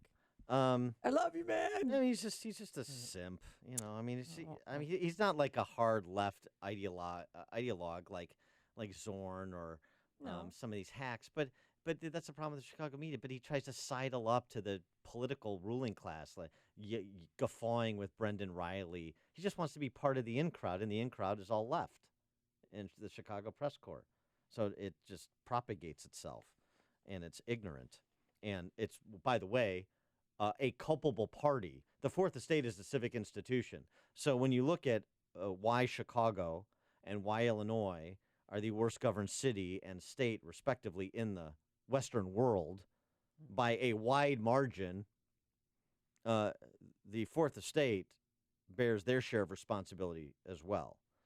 Nobody gets off clean in this, and I know they think they are dogged reporters, but they're lapdogs, in matter of fact. But back to the story, and the reason these school districts are, not going to be particularly well known to you, many of them in Southern Illinois, to most of our friends and listening audience. But the point is, this is pervasive. We focus on CPS and their stick-up jobs with respect to everybody's money, even if you don't live in Chicago, even though they receive a majority of funding from the state, even though they receive more poverty grants than they have, than they're entitled to, with respect to the percentage of their student body. But this is a culture problem in Illinois. So 17 school districts suing the state and the governor, demanding more money. Here's what's happened to some of these school districts in terms of enrollment the last 20 years, 97 to 2015. Okay. Cahokia, 187, down 32%. Enrollment, down 32%. Nokomis, 22, down 28%. Grand Central, 110, down 27%. Bunker Hill, 8, down 21%. Mount Olive, down 21%. Southwestern, down 20%. Carlinville, down 20%. Taylorville, down 19%. Taylorville, 3. You get the picture. Per pupil funding during that same period, those same school districts, Cahokia per pupil funding increase, real dollars adjusted for inflation, down 32% in enrollment, up 70% in per pupil spending. Wow. I mean, they're suing the state, demanding more money. Are they being fraudulent with the funds that they're receiving so far? Where's the money going? Great question. We haven't gotten that far yet. Nokomis, 22, down 28% in terms of enrollment, up 17% in terms of per pupil spending. Grand Central, 110, down 27% in enrollment, up 57% in terms of spending. You get the point. So your enrollment goes down and your spending skyrockets. That is the story over and over and over again. It's why we pay the highest property taxes in the nation. And it's also the reason the state gets to kind of walk away from its constitutional responsibility to be the primary funder of K through 12 education. So, kind of get hip to the scam here. When you see CPS rattling its tin cup around the sympathetic Chicago press corps, and then going down to Springfield and pitching a fit, or other school districts all over the state making the same claim to varying levels, go ahead and look at the numbers. What's happening there? Is it illegitimate to ask the question, what is happening within that school district? Do they have a claim for more resources? Are they producing such good results such that they deserve more resources? Are they even starved for resources? I mean, what are their graduation rates? What are their, test scores? They provide that? I mean, is it? Well, they do provide that. We didn't append that for this story. I'm happy to look into it. But just on the basis of enrollment declines, substantial enrollment declines, with substantial per pupil spending increases, there's something that doesn't wash with that. And I will tell you, as a matter of course, these school districts are not exactly killing it with respect to academic performance, particularly compared to, say, their neighbors in Indiana, where you have that 1% hard cap on property taxation as a percentage of home value. And in Illinois, these families in these communities, as it is in Chicago Metro, are paying a multiple of that for results that are no better, in many cases worse, than our neighboring states, all of which have schools and governments and police departments and fire departments. So there's something very unique about Illinois, and I know people's inclination is always to defer to the schools, because if I'm not deferring to the schools, then I'm somehow against the education of children. Are you kidding? I mean, are you really going to be browbeaten with that juvenile argument? The schools deserve a blank check? Performance is irrelevant? We only want to focus on inputs? I have no concern about outputs? I mean, we got to get it together. You want a revolt in this state? You want to the people who decry Chicago? Oh, by the way, like all these people that live in these southern Illinois school districts decry Chicago and practice Chicago politics. What are you decrying? You're railing at the moon. You're railing about yourself. You're participating in the scam. You want to revolt in the state? You want to turn out the political ruling class? Stop advancing the kleptocracy. It's not that complicated.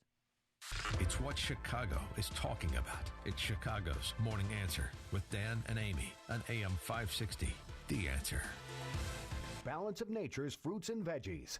I love the product. I think I've been feeling great. Just feel so energetic. Just amazing. My cholesterol readings have never been better. Balance of Nature has been consistent and has changed my life. I love the product. It's really helped me. I don't need my cane anymore. My knee doesn't hurt. I was afraid every day to wake up for fear it's going to hurt, but it hasn't hurt since. Since I'm taking this stuff, it really is absolutely great. I mean, I'm digesting better. I have better appetite. It's just worked miracles. Take Dr. Howard's Health Challenge and find out how to get 2 free sets of fruits and veggies. We'll even ship them to you free. Call now for details. Call 1-800-2468-751 or go online to balanceofnature.com. Use promo code Chicago. You have a wonderful company. I love my Balance of Nature. My whole life is so much better. Change in the market shouldn't be a surprise to anyone. In fact, since World War II, we've seen a correction on average about once every 18 months. That's why Arlington Capital Management developed proprietary tools that help them to see what's beyond your investment horizon. Like an experienced ship captain uses tools to avoid stormy weather, Arlington Capital Management uses tools to guide you through market corrections before it's too late and help us decide when to capitalize on opportunity. Call Arlington Capital Management today at 855-471-5796 to learn how their active management systems can help you. Each day, they actively explore the market, our economy, and all the variables that affect your investments. Stormy markets never cloud their vision. The professionals at Arlington Capital Management use their tools and experience to guide them. Call Arlington Capital Management today at 855-471-5796 for a financial review. The number again is 855-471-5796 or learn more at arlington-capital.com. AM 560, The Answer. Coming up on Chicago's Morning Answer. Trump wants to cut a deal with China on trade to get China to tamp down Kim Jong-un and the gang in North Korea, and he says Iran not abiding the spirit of the nuclear surrender deal. We'll talk to Lieutenant Colonel Jeff Attott about both, as well as the Paris attack at 6:36. And later, conservative sweetheart, she's back. Sarah Palin, was she harassed at Fox? But first, let's go into the newsroom. Here's Mike Scott. Amy and Dan, tough times on Route 41 this morning. And we'll have the latest with Dominic Fortini in the Alarm Detection Systems Traffic Center in just a moment. But tough sledding there this morning after a deadly accident. But authorities throughout France are on high alert this morning. One day after a gunman killed a police officer and wounded 2 others in Paris. Speaking in Indonesia just moments ago, Vice President Mike Pence.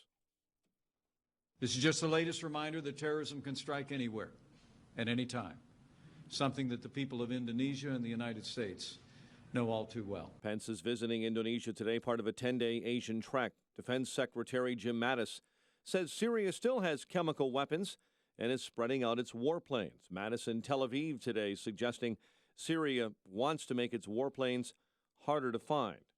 Arkansas executing its first death row inmate since 2005 last night. A lethal injection was administered at 11:44 p.m. and the coroner pronounced Liddell Lee dead at 11:56 p.m. this 20th day of April. Solomon Graves with the Arkansas Department of Corrections. German prosecutors moments ago say they believe a 28-year-old German-Russian man suspected of carrying out a bombing attack on the Dortmund soccer team's bus acted alone. Prosecutors this morning say, according to the latest information, there were no indications of helpers or accomplices.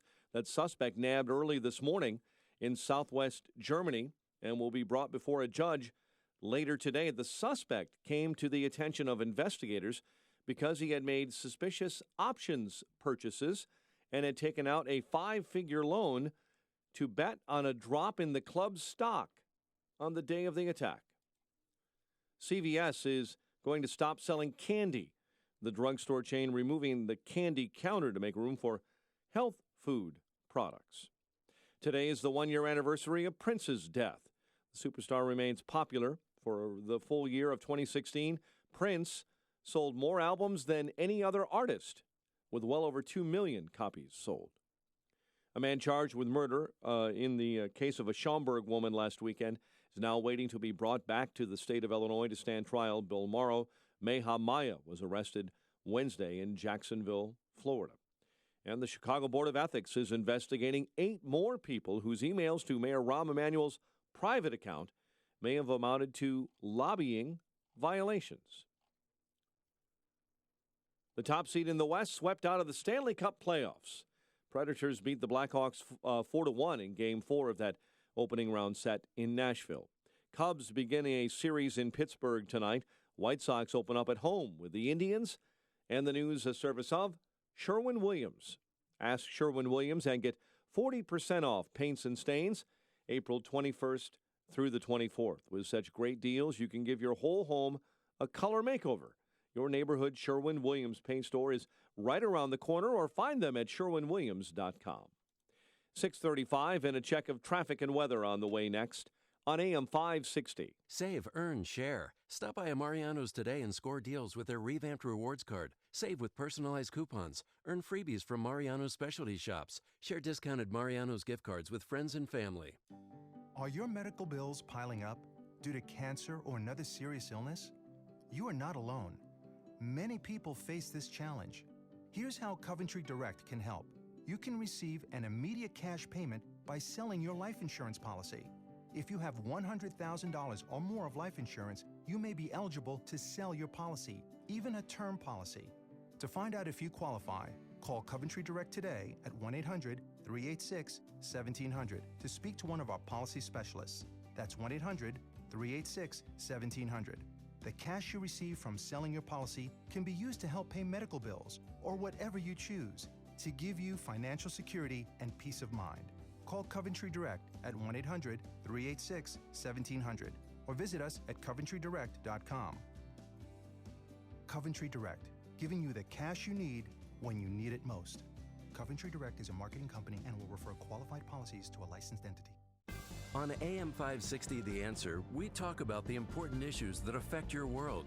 Things like the economy, education, and foreign policy. There's always so much going on in the news that we don't always have the time to focus in and talk about the big ideas behind the important issues. Enter Upstream Ideas online at upstream-ideas.com. Upstream Ideas, in partnership with the Illinois Opportunity Project, provides the kind of information that informs the policy discussions happening here on AM 560. At Upstream Ideas, you'll broaden the debate, move beyond partisan assumptions, and challenge accepted beliefs. Upstream Ideas goes against the current and thinks upstream. Go online now at upstream-ideas.com. That's upstream-ideas.com. You'll be armed with new information and fresh perspectives to help encourage you to make the state of Illinois and the United States of America a bit freer, a a bit more just, and a bit more civilized. Upstream-ideas.com. 6:37. Let's check the roads in the Alarm Detection Systems Traffic Center. Here's Dominic Fortini. Overnight, multi-vehicle crash. Route 41 closes King Drive to Route 120. Also in Dalton, an overnight accident keeps 142nd shut down Chicago into Cottage Grove. Starting to see a few more delays on the inbound Edens, but still manageable. 21 minutes late Cook to the junction. Inbound side of the Kennedy now at 24 minutes. O'Hare to downtown. 11 in from the junction. 8 in the inbound express. Still looking good on the outbound side. 20 minutes downtown out to O'Hare. Different story on the inbound Ike. Thick delays. Wolf to first. 57 minutes Thorndale in. 44 in from Manheim. That was a stretch of roadway that was pretty slow all yesterday as well. Inbound side of the Stevenson, an hour 10 from 355 into the drive. 56 in from the Tri-State with the inbound Ryan and the brakes near Pershing in the locals and the express. 27 minutes, 95th into downtown. Traffic's a service of Staples. It's HP Savings Month at Staples, and that means big savings on great HP products all month long. Now get up to $180 off a dependable HP PC and boost your productivity. Ends 4/22. Restrictions apply. See staples.com/HP month. Staples. Traffic answers when you need them the most. I'm Dominic Fortini on AM 560, The Answer. Chicago's Morning Answer continues next. Your official Chicagoland weather forecast. From the aircomfort.com Weather Center, cooler day ahead, clouds and sun. High 55, partly cloudy, and 40 overnight. Currently, 46 degrees. Your next news update is at 7. Chicago's Morning Answer with Dan and Amy continues next on AM 560, The Answer. This hourly segment is brought to you by the IRS Radio Hour with attorney Stephen Leahy every Sunday afternoon at 5 on AM 560, The Answer. Your money. Find out how to keep more of it and live debt-free. Tonight on The Dave Ramsey Show, starting at 7 on AM 560, The Answer. Good morning, Dan and Amy. So, President Trump yesterday meeting with the Italian Prime Minister, and in the press briefing afterward, he was asked a lot of geopolitical questions, national security-related questions. He first offered his remarks on the Paris terrorist attack, learning about it just as he was ascending to the dais to take questions. Our condolences from our country to the people of France. Again, it's happening, it seems. I just saw it as I was walking in, so that's a terrible thing, and it's a very, very terrible thing that's going on in the world today. But it looks like another terrorist attack, and what can you say? It just never ends. And we have to be strong, and we have to be vigilant, and I've been saying it for a long time. And on, that's hard to disagree with much of that. He also addressed the North Korean situation and his recent meeting with President Xi of China. Listen to Trump's transparency, really, in terms of what he's negotiating with the Chinese. It's rather startling. We're slowing up a little bit. I actually told him, I said, you'll make a much better deal on trade if you get rid of this menace or do something about the menace of North Korea, because that's what it is. It's a menace right now. Wow. I mean, he's telegraphing that I'll trade right for you sitting down Kim Jong-un. George Friedman from Stratford, excellent outlet, and he is a well-regarded deep thinker in the area of international relations. He was on with Tucker Carlson yesterday, and he commented on Trump's rather unusual transparency on the matter. This has been going on for a long time. It's been going on in the Obama administration. It went on the Bush administration. Now the president has simply said this is the game that the Chinese are playing. Right. It sets up his future move, however. He says, we've been blackmailed the last time on North Korea. Let's get back to trade. But he's made it clear that if they help this time, he's going to cut a better deal. I've never seen a politician do this. In the open, simply admit what the game is. Yeah, I mean, he's just kind of stripping back the veneer and just calling for what it is. Friedman, too, in terms of his assessment on the threat that North Korea poses, a nuclear North Korea poses, he had a good way of kind of understanding North Korea, and despite the fact that it's a country with one or two light bulbs in Pyongyang, the game that they've played fairly well for their overriding goal, Kim Jong-un's overriding goal, which is the survival of his dictatorship. It has been perfectly predictable. It wants to appear to be weak so that nobody bothers it, crazy so nobody pokes at it because who knows what they'll do, yes, and ferocious, capable of destroying the world. Right. And even though they are a country that is insignificant by most measures, they have managed to maneuver the Japanese, the South Koreans, the Chinese, the Russians, and the Americans into treating them as an equal.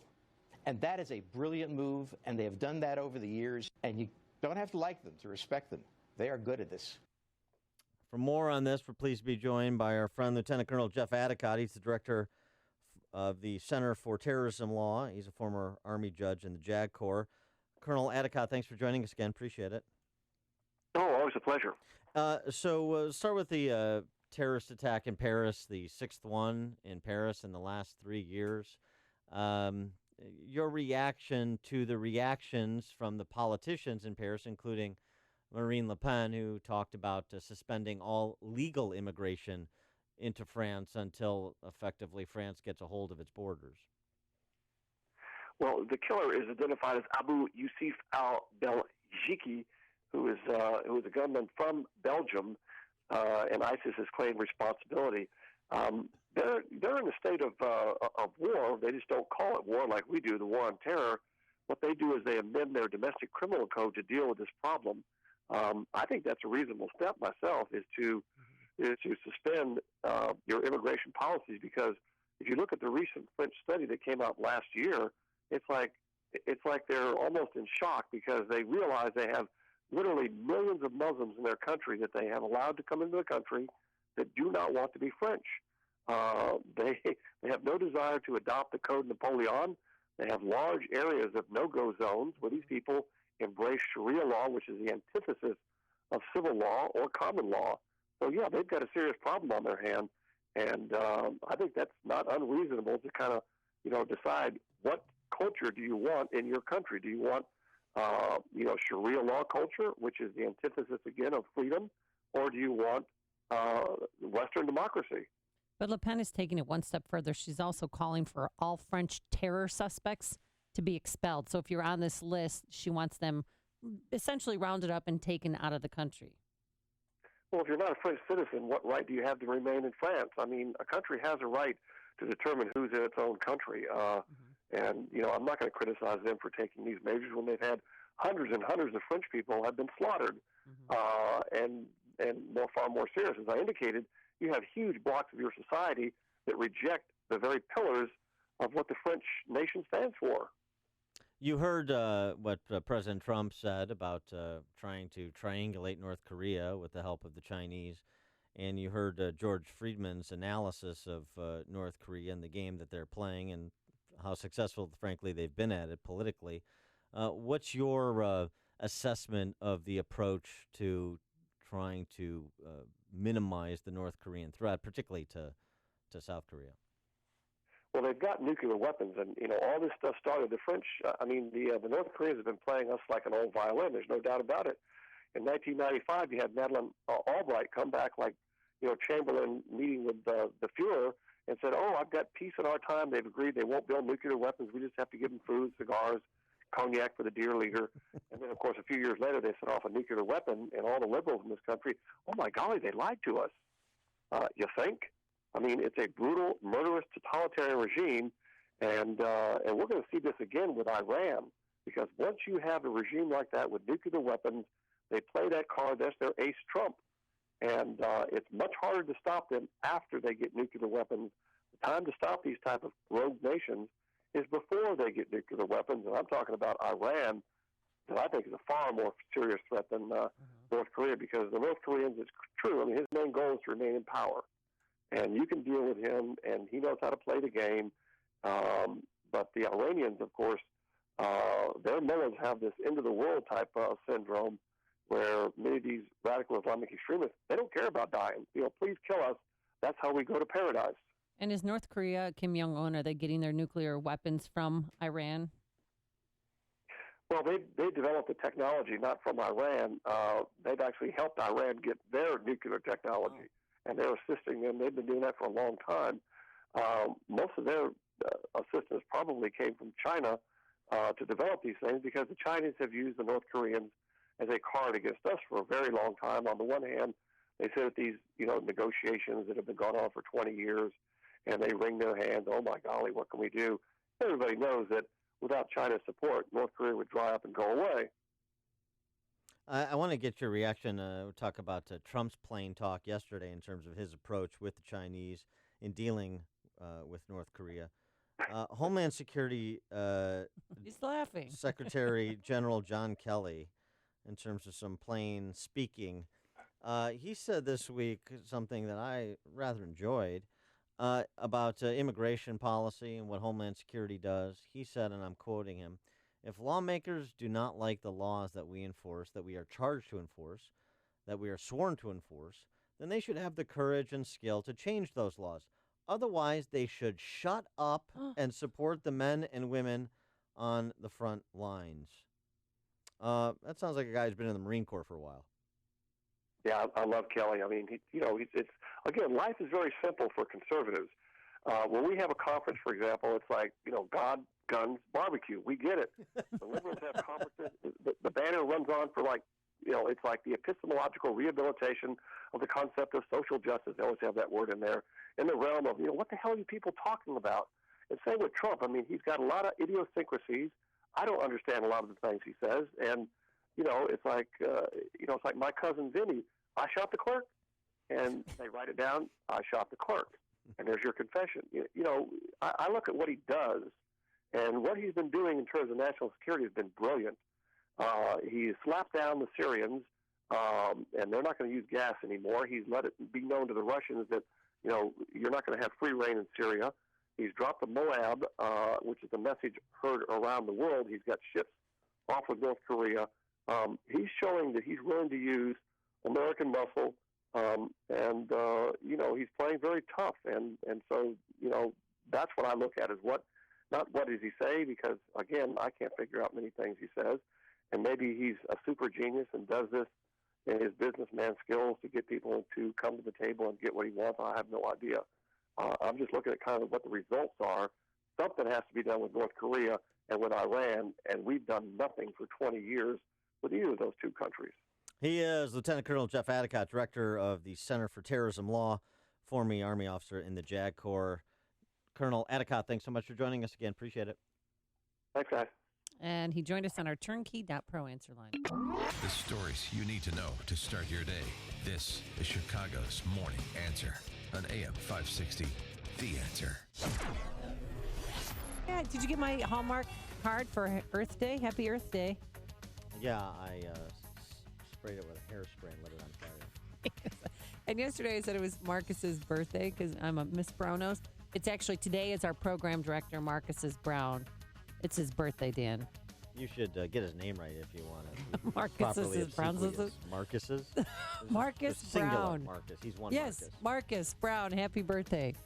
Today, cooler with some clouds and sun, a high of 55 degrees. Saturday and Sunday look pretty good. There's no rain in the forecast, so that's good. Saturday, a high of 57 with mostly sunny skies, and a little bit warmer on Sunday. Sunday, fun day, warmer. A high of 64 degrees with plenty of sunshine. Let's get into our alarm detection systems. Traffic Center, a nasty accident there on Route 41. Here's Dominic Fortini. That overnight crash involving multi-vehicles still closing Route 41 between King Drive and Belvedere. Still no update on when they're going to reopen that as crews continue to work with that crash. And in Dalton, an overnight crash keeps 142nd closed near Chicago. That's closed through Cottage Grove. Inbound side of the Kennedy, a little bit thick off the O'Hare extension. 35 minutes O'Hare to downtown. 14 in from the junction, 13 in a better choice in the inbound express. Outbound delays Fullerton to Sayre. 27 minutes downtown out to O'Hare. Big time hassles already on the inbound Ike. Schedule an hour 7 if you're heading in from Thorndale. 54 in from Manheim. Brake lights on the outbound side Central through Des Plaines. Inbound Ryan an hour 10 from 355 into the drive. 56 in from the Tri-State. A bulk of the delay between the Ryan and Lakeshore Drive.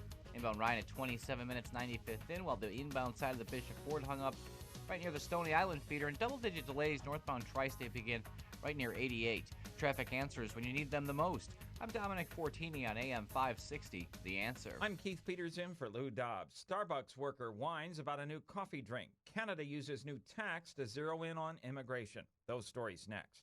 Are you being intimidated by the IRS? Rapid Resolution Tax Group is a team of tax attorneys, enrolled agents, and tax professionals who've helped thousands of people with problems just like yours, and they promise not to let the IRS intimidate you. If you are an individual or business who owes at least $10,000 to the IRS, you can turn to them for help. Has your bank account been levied? Do you have years of unfiled tax returns? Let Rapid Resolution Tax Group intervene for you. They're accredited with and A+ rated by the Better Business Bureau, and they guarantee same-day contact with the IRS. If you qualify, Rapid Resolution Tax Group can work towards settling your tax debt for less, removing penalties and fees, and stopping levies and garnishments. Call the professionals at Rapid Resolution Tax Group at 800-601-2929. That's 800-601-2929. Economic stories we're following today. A new report is due out on existing home sales, and the president of the Federal Reserve Bank of Minneapolis will report on the state of the U.S. economy. Foreign nationals in Toronto and its surrounding communities face a 15% tax on homes, part of legislation proposed by the Ontario government, which insists it isn't meant to punish immigrants. But most observers say it is. A Colorado Starbucks worker is whining about how hard it is to make the latest coffee creation called a unicorn frappuccino. The worker posted a video online complaining it stresses him out having to make the coffee drink, which leaves him with sticky residue on his hands and clothing. You can't make this stuff up. Please join us for Lou Dobbs tonight at 7 and 11 Eastern on the Fox Business Network. I'm Keith Peters for the Lou Dobbs Financial Report. We were at Integrated Physical Medicine in Roselle this week, part of our AM 560 Signature Business Tour, which continues this spring. We're making businesses great again, giving back to the business community by broadcasting our show from locations throughout Chicagoland. Does your business have a great success story? We want to hear about it. Go to 560answer.com/business. Fill out the brief form to tell us about how you and your business are beating the odds to serve your clients and community. We're going to select a few more businesses as stops on our AM 560 Business Tour to broadcast from your location and share your success with our audience. So again, 560answer.com/business to tell us your story. That's 560answer.com/business. And we may be stopping at your location this spring on the AM 560 Business Tour, sponsored by Signature Bank. Your healthcare facility could be spreading infectious pathogens, and you don't even realize it. You do your best to protect patients and staff, but is it enough? You hear frequent news of people going to the hospital for a procedure and leaving with an unrelated infection that could have been prevented, and it's costing healthcare $45 billion each year in revenue loss, additional surgeries, longer hospital stays, possible loss of accreditation, and even wrongful death. Are you doing everything you can to decrease the risk of infection in your critical environments, your operating rooms, your labs, and your pharmacies, all your critical environments? Don't take the risk. Critical Environments Professionals, or CPRO, is the one provider for compliance, containment, and infection prevention. An innovator with decades of experience with a multitude of hospitals served. Contact them for a free infection risk assessment for your critical facilities. Go to cproinc.com. Hit the promotions button. That's ceproinc.com. Or call 847-636-7710. Balance of Nature's fruits and veggies. Did you know reading a food label is simple? The nutritional facts can be confusing and misleading, so just read the ingredients list. If the ingredient seems too long for that particular food, don't eat it. If you can't read it, don't eat it. If it contains ingredients you're not familiar with, don't eat it. If it looks like it came from a factory or a laboratory instead of a kitchen, stay away. Don't eat it. Choose foods made from whole grains, whole fruits and vegetables, and other real ingredients. Here's microbiologist Dr. Kim O'Neill talking about Balance of Nature.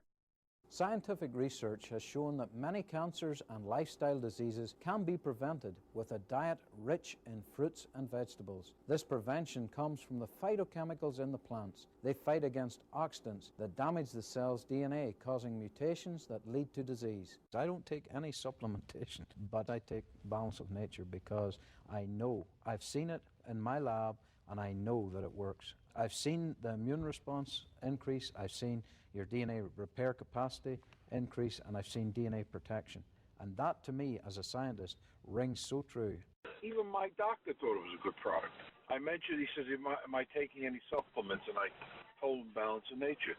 He said, you know, if there's one to take, he says, you're taking the right one. Normally, I'm sick every year with bronchitis or bronchial pneumonia. Seriously, 2, 3, 4 times a year. I have not had that at all this year. Balance of Nature is celebrating its 20th anniversary by providing you the best offer they've ever given. 2 free months of fruits and veggies and free shipping. Call 1-800-2468-751. That's 1-800-2468-751. Or go online to balanceofnature.com. Use promo code Chicago. We are amazed at what it does. It is really a wonderful product. AM 560, The Answer. So, you know that tweeted picture of the Patriots at the White House and the New York Times doing the comparison of the New England Patriots turnout to 2015 to 2017. Yeah, to meet with President Obama versus to meet with President Trump. The staff members were in the South Lawn this time, not on the stairs. That was a big difference. It was a lie. It was misleading. Right. So it was an apples to oranges comparison because of the way people were situated in the two photos in terms of who was present. The New York Times sports editor owned up to it, though. Awesome. Best apology ever. Bad tweet by me. Terrible tweet. I wish I could say it's complicated, but no, this one is pretty straightforward. I'm an idiot. It was my idea. It was my execution. It was my blunder. I made a decision about 4 minutes that clearly warranted much more time. Once we learned, we tried to fix everything as much as possible, as swiftly as possible, and as transparently as possible.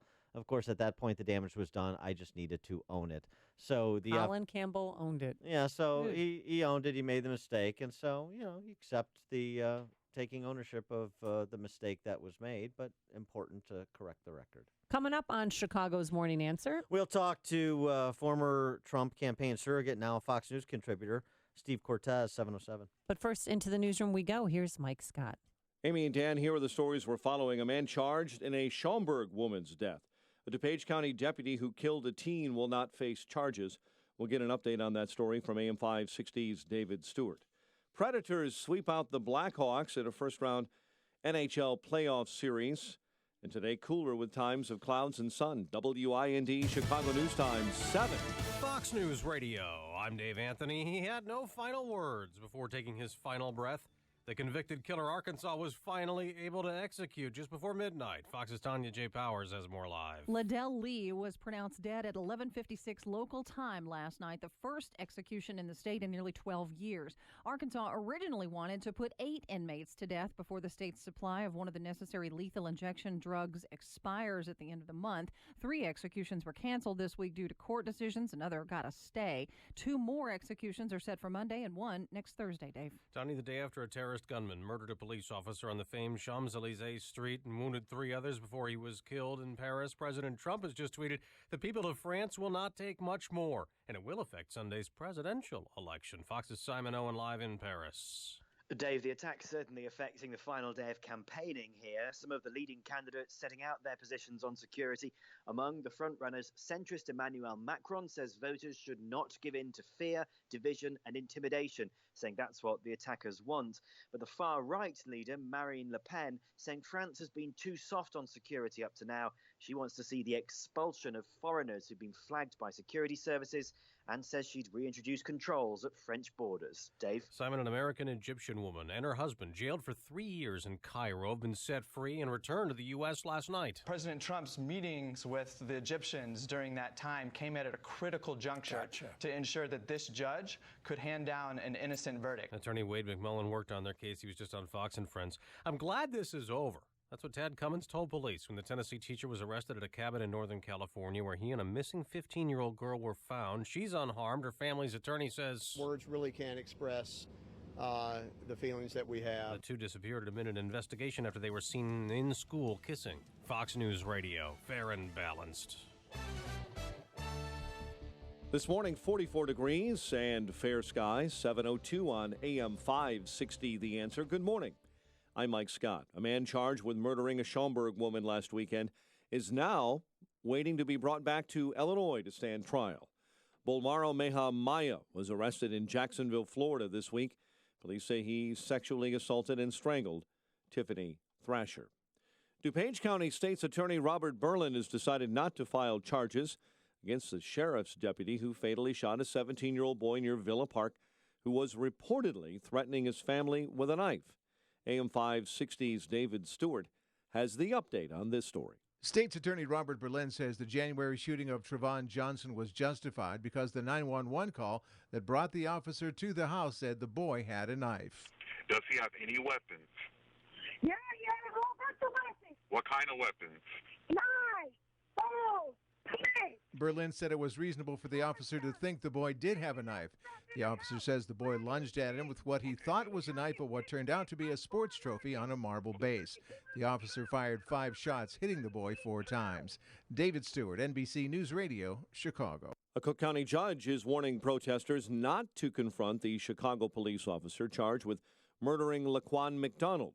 Lawyers for Officer Jason Van Dyke complained yesterday in court their client was harassed outside the criminal courts building by a demonstrator holding a poster. Judge said anyone caught confronting the officer will be held in contempt of court.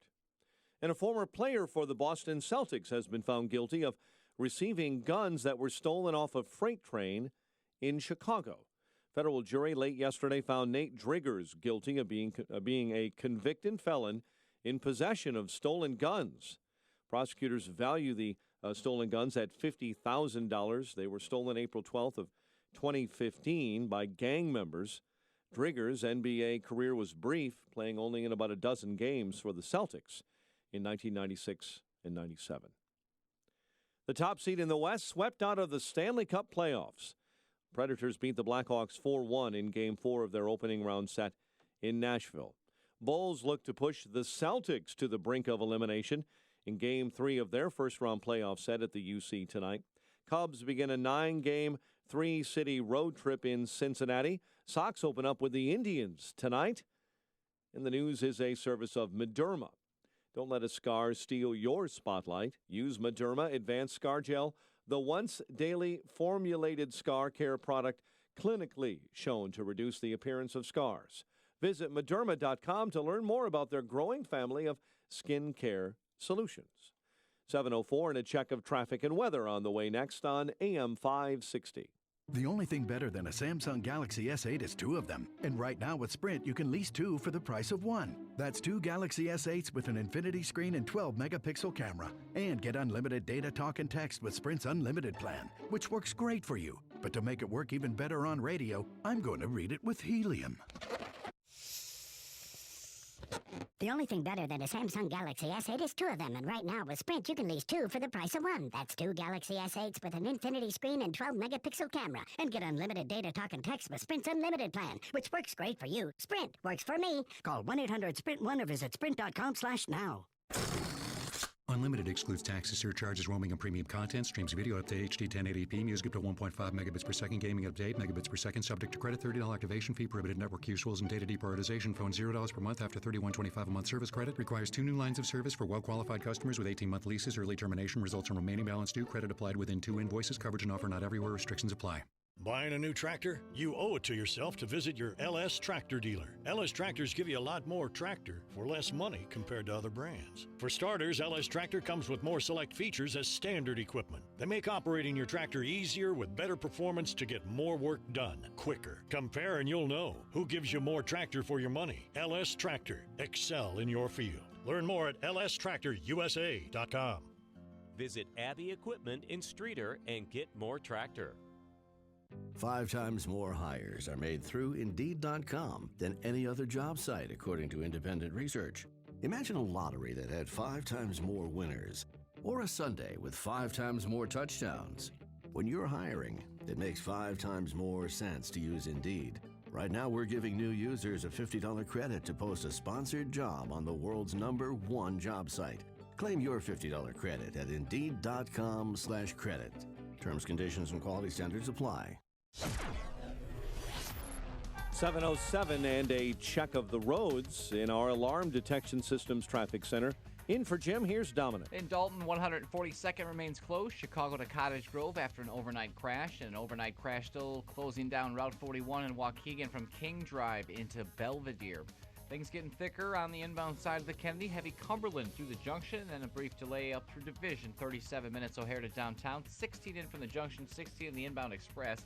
Outbound not looking too bad. 31 minutes downtown out to O'Hare. Getting larger delays now on the inbound Ike.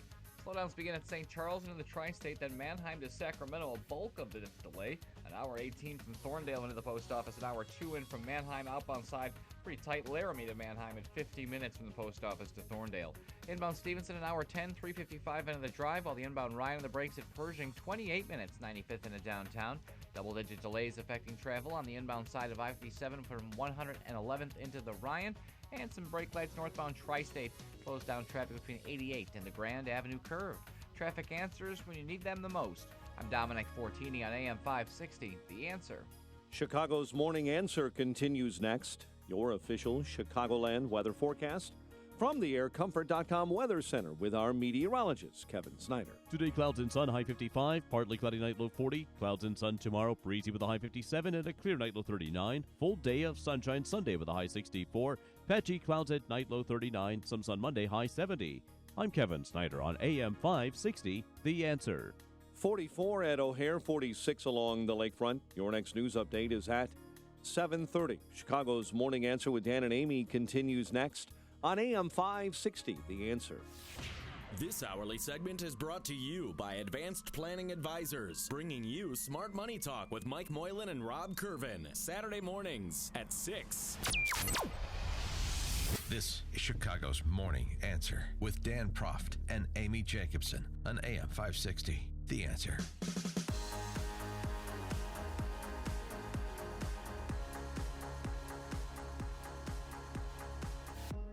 Good morning, Dan and Amy. I having a hard time keeping up. We're not going to get major tax reform before August. No, I'm sorry. We're pretty close to bringing forward major tax reform, according to Treasury Secretary Steve Mnuchin, who's been all over the map on this. And today, some executive orders about the deregulation of Dodd-Frank, supposedly. Okay, but on legislation that he has to move through Congress. Tax reform, no tax reform. It's going to happen before August. It's not going to happen before August. Maybe it's not going to happen this year. No, it's going to happen soon. Obamacare replacement 2.0. Not close, very close. Yeah. There are hurdles to be cleared. It's going to be introduced next week, and you've got the Freedom Caucus on board. Well, which is it? House members, lawmakers aren't even back in Washington, D.C. Paul Ryan's in London right now. Well, next week they will be. Right. So they're going to rework the bill, but has anybody seen the bill yet? Well, Politico reported that essentially there is a Obamacare Replace 2.0 in the offing that includes waivers for some of the Obamacare mandates that weren't removed, that the Freedom Caucus wanted to remove. The new version would have waivers for states who want to apply for waivers for some of those with pre-existing odious, no, not pre-existing conditions, but some of the other odious mandates that the Freedom Caucus balked at in the initial version, like the community ratings and the essential benefits, those sorts of things. Okay. So trying to make heads or tails of this is a bit complicated because the narrative seems to change by the hour. So let's see if we can talk to our inside man and get the straight dope. Joining us, Steve Cortez, now newly minted Fox News contributor, thanks to the fame he has derived from being on our show. Also, formerly chairman of the Trump Hispanic Advisory Council. Steve, thanks for being with us again. Appreciate it. You bet. Happy Friday morning. Thanks for having me. Thank you. And so, answer the question. You hang out with the Steve Mnuchins of the world. Are we getting tax reform or are we not? Are we getting Obamacare replacement or are we not? I want to know. Yeah, by the way, if you want to have influence in this White House, you should be named Steve, right? It's Bannon, Mnuchin, Miller, hopefully Cortez. There you go. No, I will tell you this, and I do, I have no official role in the administration, but I'm certainly friends still with all of them, talk every day to people in the White House, and they are incredibly optimistic. Now, as a disclaimer, they were incredibly optimistic the last round with health care, and obviously we didn't get it done. But they're quite optimistic. As you mentioned, the political story yesterday, my sources tell me that is correct, that the Tuesday group, as it's called, of GOP moderates, along with the Freedom Caucus, have hammered out an agreement in principle. Now they've got to get it actually in legislation in language this week to be introduced next week. If we actually can pull that rabbit out of the hat and get healthcare done where that wasn't even really on the agenda, that makes taxes so much easier because it's so much easier to score it as revenue neutral. And I hate getting into the weeds on all of this. I think, here's what's going to happen at the end of the day, in my view. It's baseball season right now. You love to eat that hot dog at the ballpark, but if you had to watch every single part of that dog being made, you might not love it. And that's what's going on here. You had to bring up the hot dog, didn't you? Yeah. The sausage making. Hey, but have the puzzle pieces changed though when it comes to healthcare? What is different from this one than the last one? I'm not privy to that part, and I think they're being pretty tight-lipped on the Hill about that, even with the White House. But here's my thing on healthcare. I didn't love the last version. I probably won't love this one. I mean, as a libertarian-leaning conservative, this isn't going to be a solution I love. However, it's so much better than Obamacare that I think we need to take it so that we can move on to what I believe is the much bigger prize, which is tax reform. We have to get this economy growing. Obamacare is a huge problem. I'm not discounting it, but I don't think it's anywhere near the problem of slow economic growth overall. Well, right, which solves so many problems. Right, which is why this needs to get done post haste, certainly by August. And so some of Mnuchin's previous pronouncements about that may not coming to pass was terribly troubling. Right. In addition to that, you mentioned this revenue neutral idea. Steve Moore, Larry Kudlow, Steve Forbes a couple more Steves, had an op-ed in the New York Times this week saying, what's with all this revenue neutral stuff? Cut structural taxes, start with corporate, move to individuals, simplify and flatten out the graduated system, and get moving so we can get growing. Don't obsess about revenue neutral because the Democrats are going to demagogue this no matter what, no matter how it's scored. Yeah, and Dan, I could not agree more. The way we make America great again is to make America grow again. The average American worker has not had a pay increase yet in this century. It's 2017. All of the benefits of this slow economic recovery, almost all of them, have funneled to the 1%. If you own assets, if you own stocks and real estate, it's been a wonderful economy. If you're a regular wage earner, which is almost everyone, it's been a dismal economy. So you are so right. We have to grow. I don't care what the bean counters who score these things, almost always incorrectly, by the way, in Washington, D.C. say about revenue neutral. I agree with you. I also think Steve Mnuchin, by the way, my suspicion, and I don't know this, but my suspicion is he was probably told by higher-ups, by the president, to walk back his statement about, we'll get to it when we get to it. No, this needs to happen. And by the way, I will tell you this. I'll tell you one group that believes it's going to happen soon is the stock market. So I do politics on the side. I'm a trader and broker by profession. Consumer discretionary stocks yesterday as a sector hit a new all-time high. And stocks in general surged when Mnuchin said, no, we're actually close to getting this done. So stocks aren't always right, but they often are. And capital markets generally are pretty smart. And capital markets believe right now that this is coming and it's imminent. What is President Trump doing today with an executive order in regards to Dodd-Frank? Yeah, I think this is important, and it's something where this is not to help the big banks. The big banks have done just fine, to be honest, under Dodd-Frank, because giant players, the entrenched players, generally in any business, actually love regulation. They may publicly complain about it, but they love it because it protects their position. Who's been killed by Dodd-Frank are regional banks, people who just don't have the scale to deal with the regulatory burden of Dodd-Frank. And by the way, Dodd-Frank, I don't think has made the banking system systemically safer in any way. What it's done is created a massive business for lawyers and regulators, and to the detriment, by the way, of small businesses who get loans from regional and community banks. So what I think the president is going to do, what I know the president is doing today, is beginning the process, which he promised, of unleashing small banks so that they can, once again, actually become providers of capital to small business. I think it's one of the saddest stats in America right now. For the first time on record, more businesses are closing than opening. And that is a tragedy in this economy. One of the reasons is access to capital.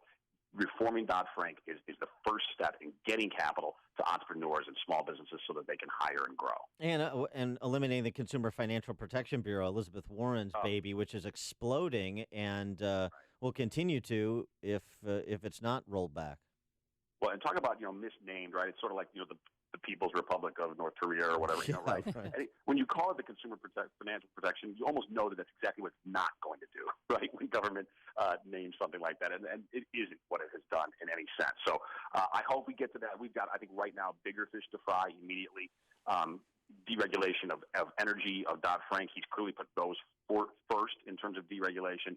Obviously, healthcare, tax reform. We've got an aggressive, very aggressive agenda. I do hope, though, at some point he gets to that, and you're exactly right. It's Elizabeth Warren's baby, and it has no business in our federal government. Steve Mnuchin was promising a lot, but that there'll be cut taxes for individuals. Do you know how much money we're going to see, how much more of our money we're going to keep of our paycheck? No, I have not seen the final rates, but he promises it will be no more than 4 rates and probably 3. And so, look, everyone is going to save money. I think that's really important, but also almost as important, maybe as important, is simplification. Our tax code isn't just too high in terms of too confiscatory. It is. It's also insanely complicated, and everyone knows this, right, who filed their taxes last week, unless you're a procrastinator like me who deferred to October. You filed an extension, yeah. But for those who file, which is most people, or those who will in the fall, know how crazy complicated taxes are. Even a sophisticated person can't do their own taxes. That's absurd in America.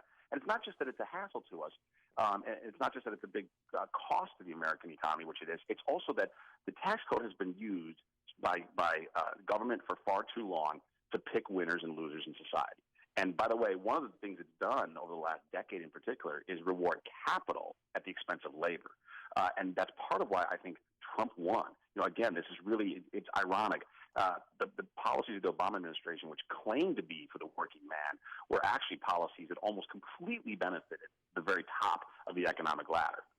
And to the detriment of the regular worker. That's going to start shifting when we simplify our tax code, get government out of the business of picking winners and losers, and most of all, just get the economy growing again. If we grow 3%, 4%, 5%, I think Americans will just be astounded. We will forget what it's like to grow quickly again. It hasn't happened since the 90s, but it will. Before we let you go, because I saw the picture, I want you to tell at least the portion of the story that you can tell about your Oval Office meeting with the president and the vice president. Yes, thank you. I was very excited. It was just over a month ago. I was there to meet Steve Bannon, and he and I became colleagues and friends during the campaign. And so I was excited just to meet him in the West Wing. I'd never been in the West Wing before. And went in there, and he said, the president and the vice president would like to see you in the Oval Office. And I said, well, that's not something I hear every day. Let's go. Walked in there. I got to spend about 20 minutes with just the two of them. We talked, first just some social niceties, then some real policy. And I told him that I was there for I was addressing the Hispanic Chamber of Commerce. I said, can we send a tweet to them? So I, effectively sort of dictated a tweet. Nice. Of course, he had to approve it, that we sent out. That was kind of exciting. And as I was leaving, I almost forgot to ask for a picture, which I was so angry at myself. And I asked, oh, hey, can we take a picture? And so it was just us. And it was the funniest thing. One thing, there's a lot that I love about the president and the vice president. But one thing I love from spending that time with them, these are two men, despite their positions, who I think don't take themselves too seriously. There was a lot of joking around, and the president said, hey, Mike, he goes, Steve, give Mike your phone. Mike meaning the vice president. Yeah. He said, give Mike your phone. Mike, take the picture. And took the picture, didn't like it. He said, Mike, I don't like that one. Take a better picture, Mike. Oh, my gosh. And took a second one. And while this was happening, Sean Spicer walked into the Oval Office and saw this funny scene. And so he took a picture of the picture being taken. So it's on my Twitter. I have it pinned. If any listener would like to see it, it's at Cortez Steve, Cortez with an S, Steve. And it was a hoot and a real privilege. And I believe I'm going to be seeing the president again in just a few weeks. So I don't know if I'll get a picture like that again, but at least it's an honor, of course, to get to see him. I worked really hard on his campaign, as did a ton of people. And I'm just so thrilled, though, that he won, and now what we can do in enacting his agenda. That's a great story. He is Steve Cortez, and it's a funny picture. Spicer taking the picture, Pence taking the picture. Fox News contributor Steve Cortez. Steve, thanks as always for joining us. Appreciate it. You bet. Thanks, both. And he joined us on our turnkey.pro answer line. Connect with Dan and Amy using the AM560 mobile app. Download it today at 560theanswer.com/mobile. Sunshine, clouds, stand for your tea time. When you go and play golf, you might want to bring a little jacket with, because you're going to have a high today of 55 degrees. Saturday and Sunday, no rain in the forecast. Sun and clouds both day. On Saturday, 57. And on Sunday, we're going to have a high in the mid-60s. Let's get to the Alarm Detection Systems Traffic Center. Here's Dominic Fortini in for Jim Telemonte. Got a whole bunch of movement of those overnight crashes in Dalton. Still have 142nd closed, Chicago to Cottage Grove, and in Waukegan up north, Route 41 shut down between King Drive and Belvedere after a multi-vehicle crash in the overnight hours. Inbound Kennedy, a bulk of the delay, Cumberland through the junction, but traffic starting to stack up a little bit more. Montrose to Division, 37 minutes O'Hare to downtown, 16 in from the junction, 16 in the inbound express. Inbound side of the Eisenhower, an hour 18. Thorndale into the post office, an hour 2 in from Manheim. Most of that delay coming between Manheim and Sacramento. With the outbound side of the brakes, Laramie to Manheim, 50 minutes from the post office to Thorndale. Inbound Stevenson, an hour 10, 3:55 in. Inbound Ryan at 27 minutes, 95th into downtown. Brake lights on the inbound side of I-57 near 111, thanks to some road construction between Halstead and the Ryan. That'll keep the left lane closed. Double-digit delays northbound Tri-State begin right near 88 through the Grand Avenue curve. Traffic answers when you need them the most. I'm Dominic Fortini on AM 560, The Answer. Folks, how much is great service, low closing costs, and competitive interest rates worth to you? At Townstone Financial, it's priceless. Hi, Barry Sterner, owner of Townstone Financial. Let's hear about the Townstone experience from one of our customers. Anyone who wants a wonderful experience and they're seeking a refi mortgage or just original mortgage, go with Townstone because they are very, very exceptional with their service. The quality of the people is great. My expense for the loan and my payments per month are much less than anybody else who I had talked to. Remember, nobody values your business more than Townstone Financial, and I'm always available to answer your questions. Call me now, Barry Sterner, at 312-896-2111. That's 312-896-2111. Or go to townstone.com. That's TOWNSTONE.com. Townstone Financials, Indiana, Michigan, Wisconsin, Florida, Illinois, mortgage licensee 6629 and NMLS 136639. Equal housing lender. It's here, the biggest flooring event of the year. Lumber Liquidators 14th Annual April Sale with 5 days of once-in-a-lifetime prices on top-quality North American and European laminate from 49 cents. Pre-finished hardwood from just $1.19. Bamboo from $1.39. Get wood look waterproof floors from 59 cents. Limited time deals on small lots from 29 cents and more. Plus special financing. Don't miss it. New deals added daily. Get to the April Sale at Lumber Liquidators today. Napa know-how. Why buy the dual cam sports action and dash camera from Napa for $69.99? Because it's the only dash cam that's also an everything else cam. So you can record yourself being safe on the road or attach it to your helmet for dirt biking off-road. Because like this camera, you're a double threat. The dual cam sports action and dash camera for only $69.99. That's Napa know-how. Napa know-how. At participating Napa Auto Parts stores. Offer expires 4/30/17. They are here, circling over your head, and they're tracking you down. You feel overwhelmed, like you can't escape. You need a solution to get your back taxes filed, to put your life back on track. You need someone who can keep the vultures at bay and work directly with the IRS to leverage every opportunity to settle your tax debt. Mary Karpowitz, CEO of Comprehensive Tax Solutions, is licensed to represent you before the IRS. Don't let the IRS threaten you. You should never need to speak to them directly. Mary does that for you. Comprehensive Tax Solutions will help you settle your entire IRS tax debt for up to 85% off the original amount owed, including penalties and interest if you qualify. Comprehensive Tax Solutions, family owned in Chicagoland, can be a lifesaver for you. Call 708-478-6770, 708-478-6770, or go to resolveyourtaxproblems.com. Call 708-478-6770 now. Most folks are scared to even begin the process of buying a new car. No doubt shopping for a new vehicle can be intimidating. You want a dealer that really helps you get the best car for you and your family and skips the high-pressure nonsense. That's Joe Cotton Ford. They're here to help you find the new Ford car or truck that fits your lifestyle and your budget with no hassles, no drama, no high-pressure sales tactics. Really. You just can't find that kind of great customer service these days, so relax. Car buying doesn't have to stress you out. At Joe Cotton Ford, you have their word. Your satisfaction is their top priority. In fact, that's why Joe Cotton Ford is one of the highest repeat customer dealerships in Chicagoland. They take pride in working with generations of Ford buyers and their families, whether they're buying their first vehicle or their 14th. Get to Joe Cotton Ford and drive home a new Ford car or truck today. Gary and North Avenue in Carroll Stream or at joecottonford.com. That's joecottonford.com.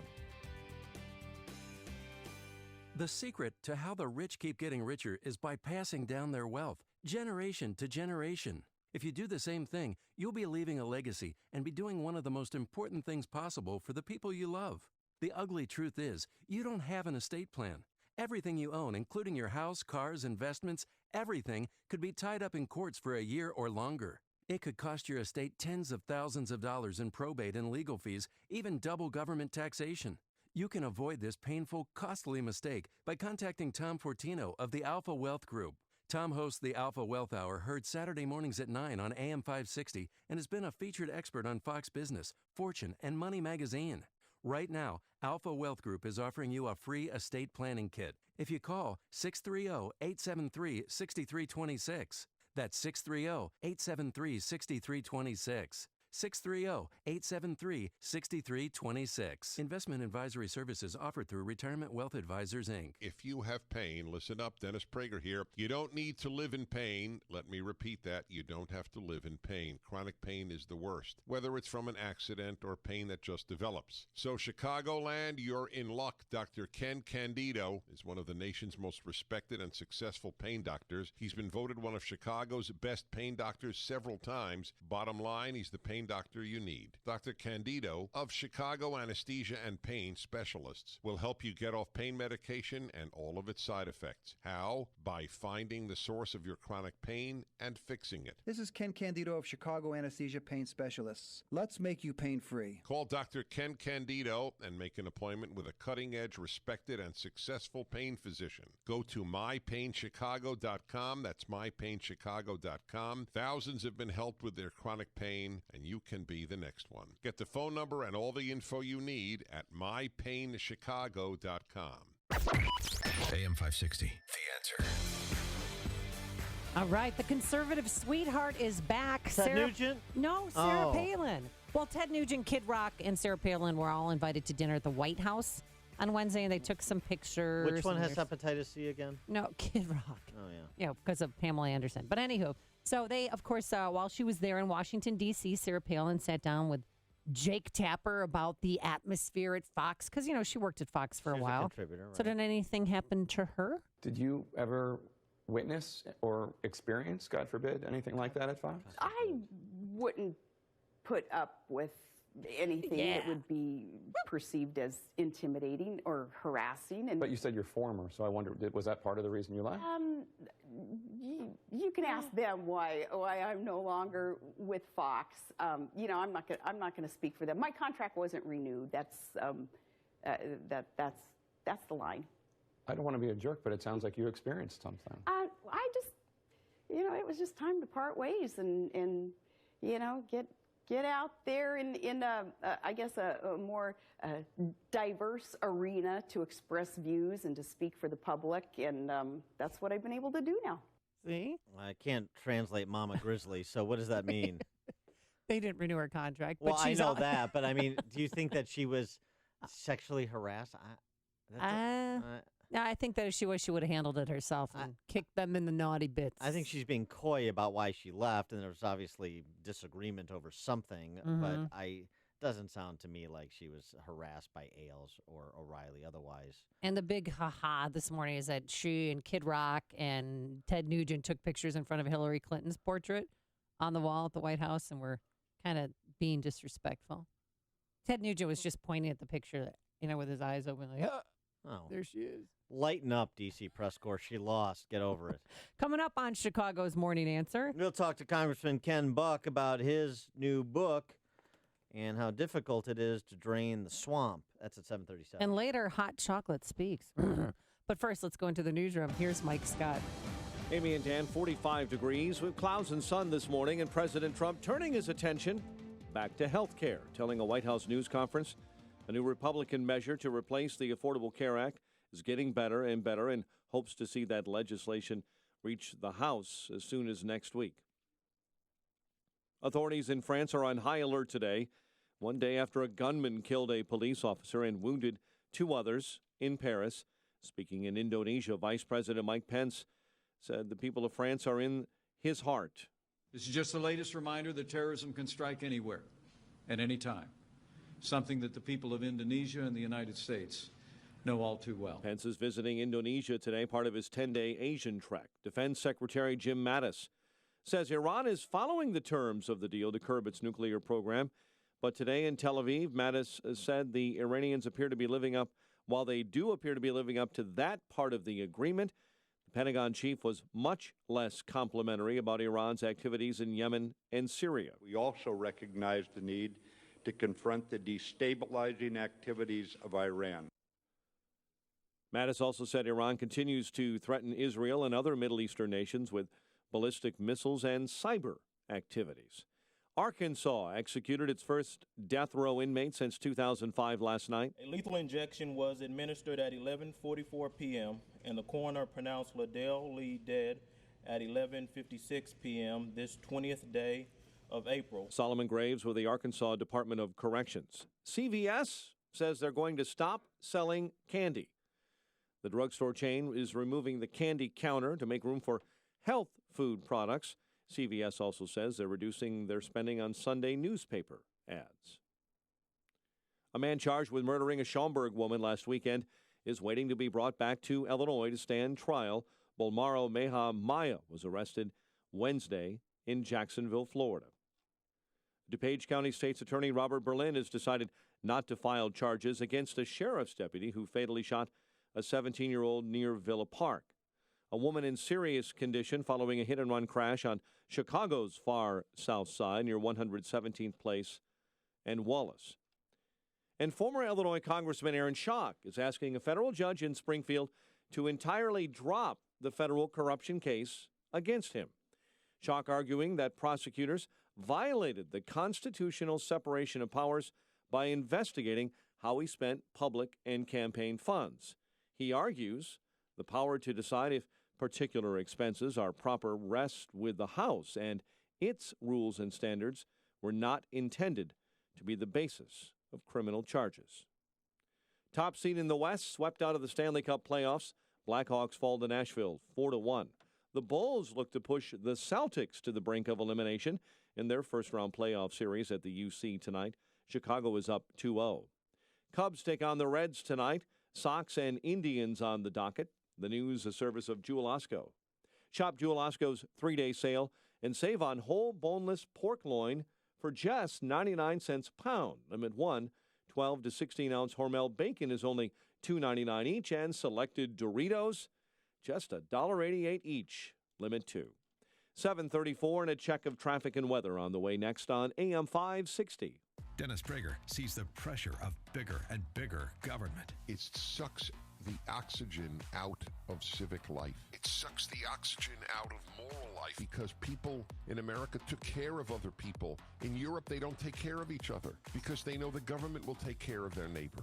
It is one of the biggest moral consequences of bigger and bigger government. The Dennis Prager Show, weekdays at 11, right before Sean Hannity at 2 on AM 560.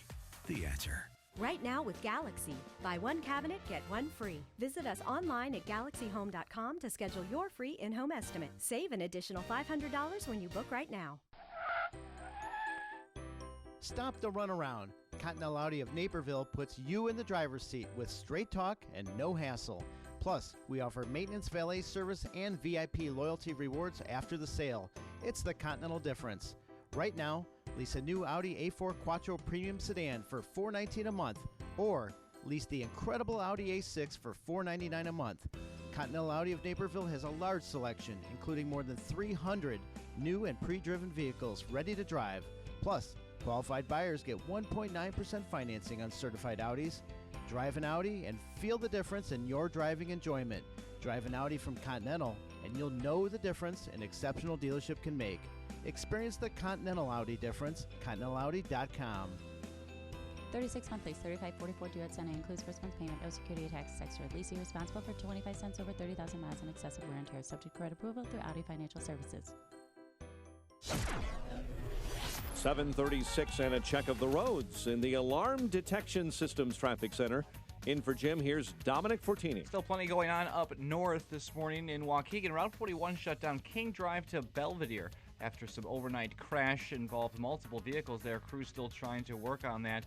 Also seeing some heavier delays along our Eden so far. A little bit heavy as you approach the junction there, but not looking too bad as of yet. On the inbound side of the Kennedy, watch for some delays on the inbound side, Canfield to the junction. That's backing traffic up, certainly. Meanwhile, Vernon Hills, you've got to crash Route 60 and Butterfield.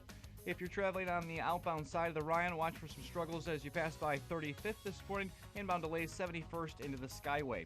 Traffic's brought to you by Jewel Osco. Shop Jewel Osco's 3-day sale and save on whole boneless pork loin for just 99 cents a pound. Limit 1. 12 to 16-ounce Hormel bacon is only $2.99 each, and selected Doritos are just $1.88 each. Limit 2. Traffic answers when you need them the most. I'm Dominic Fortini on AM 560, The Answer. Chicago's Morning Answer continues next. Your official Chicagoland weather forecast from the aircomfort.com Weather Center. A cooler day ahead. Clouds and sunshine and a high near 55. Partly cloudy and 40 overnight. Currently, we have 44 at O'Hare and 46 along the lakefront. Your next news update is at 8. Chicago's Morning Answer with Dan and Amy continues next on AM 560, The Answer. This hourly segment is brought to you by Empowered Investing, the show dedicated to investors. Heard Saturdays at noon right here on AM 560, The Answer. You want more than just the headlines? Find out what's going on and what it means with me, Dennis Prager, this morning at 11, right here on AM 560, The Answer. Top of the morning, Dan and Amy. Well, fresh off her Pulitzer Prize, Peggy Noonan not resting on her laurels. She has a piece in the Journal yesterday. Republicans learn the limits of loyalty. That's an admonition. Republicans, learn the limits of loyalty. She writes, among other things, that Republican office holders should by now have figured out how to speak about our ever-interesting president. Most have not. They think since he is a Republican and they are Republican, they must defend him in all things. They are looking at it wrong. She goes on to say he's not really a Republican. He's kind of an enigmatic, unusual historical figure who happens to head their party. But that's not her most important point. Her most important point is being loyal isn't being a lickspittle. And I like the use of lickspittle. Lickspittle. Yeah. Like a bootlicker. Oh. Like you are here. Obsequious sycophant. Like this. Exactly. Like, always kissing up to Marcus Brown. Yeah, today's his birthday, but see what yesterday I mean? was his birthday. See what I mean? too. Yeah, it was the birthday week. So being loyal isn't a lickspittle. She goes on, make clear you want to work with Mr. Trump, but won't cover for him. If the president doesn't like it and lashes out, so what? The president has a base of support. They're with him and will give him time before they detach. If they detach, they hope for big, serious changes in policy, but they're not children. They're not unaware of his faults and weaknesses. Treat them with respect by speaking to them like adults. That is such good advice, not just for Republicans on the Hill and in D.C., but it's something approximating what I've been saying about Republicans in Illinois. When you're just, my party, right or wrong, and you're unwilling to exercise some quality control internally, what ultimately happens is you tolerate bad actors, and we've tolerated a ton of bad actors in the Republican Party in this state. Mike Scott was just reporting on one, Aaron Schock under federal indictment, and Denny Hastert and George Ryan and the whole pantheon. When you tolerate bad actors and you have no quality control, you know where you end up? The super minority, which is where Republicans have been in this state for the better part of the last decade and a half. So Peggy Noonan's a very interesting piece, worth a read, and it's a perfect segue to someone who I think does get what she's saying, and he is Colorado Congressman Ken Buck, who's got a new book out entitled Drain the Swamp, How Washington Corruption is Worse Than You Think. Is that actually possible, that it could be worse than I think? Congressman Ken Buck joins us now. Congressman Buck, thanks for being with us. Appreciate it. Thank you for having me. So is that, just before we get to some of the contents of your book, your thesis there, is what Peggy Noonan said, does that comport with your vision? I think as a member of Congress, yes, but I think as a member of Congress, we have a role to oversee the executive branch. It's what the Constitution set up. So while I think most or all Republicans want to work with President Trump, we have different roles in government and we have different responsibilities. So I think that ultimately what you're going to see from Congress is when the president presents things that are consistent, legislation that is consistent with our view of the world. We are going to support him. When he doesn't, we're going to try to amend it or work with him on achieving common goals. Well, your disposition seems to be generally the same, based, if nothing else, on the title of your book, Drain the Swamp. And so give us an insight into your experience there, what people would be shocked to learn in terms of how Washington actually operates. I went to D.C. with a general feeling that Congress was broken. When you look at the results, $20 trillion of debt, $100 trillion of unfunded liabilities, it's clear that they aren't getting to the right answer. When I got there, I saw the specifics. I saw a system where if you want to be on an A committee, for example, appropriations, ways and means, energy and commerce, you have to pay $450,000 in dues to the National Republican Congressional Committee. Same thing the Democrats have on the other side. You have to pay dues. You got to be a money raiser. If you want to be a chairman of an A committee, you have to pay $1.2 million in dues. And that is a corrupting influence. Most members will hold receptions in D.C., invite lobbyists. Those lobbyists will then make out checks to the National Republican Congressional Committee. And that creates a relationship where those lobbyists expect something in return. And one of the art forms in D.C. is that we don't take tough votes. We don't cut programs. We don't do the things that are necessary when we have the power of the purse and oversight of the executive branch. What we do is we continue to push off down the road the difficult decisions, and we create this huge debt. And so that's why I say I think it's worse than most people think. So, Congressman, you're on the House Judiciary Committee and the House Committee on Rules. Did you have to pay or raise any funds to have that position? I do, and in Colorado we do it differently. We have an event. We invite private citizens that want to see us keep the majority in Congress, and I say we, the Republicans, keep the majority in Congress. And so I don't have that relationship with the lobbyists, and some other members don't. But I think most people, when they think that you have to pay a certain amount of money to sit on a certain committee, just in and of itself, find that to be offensive.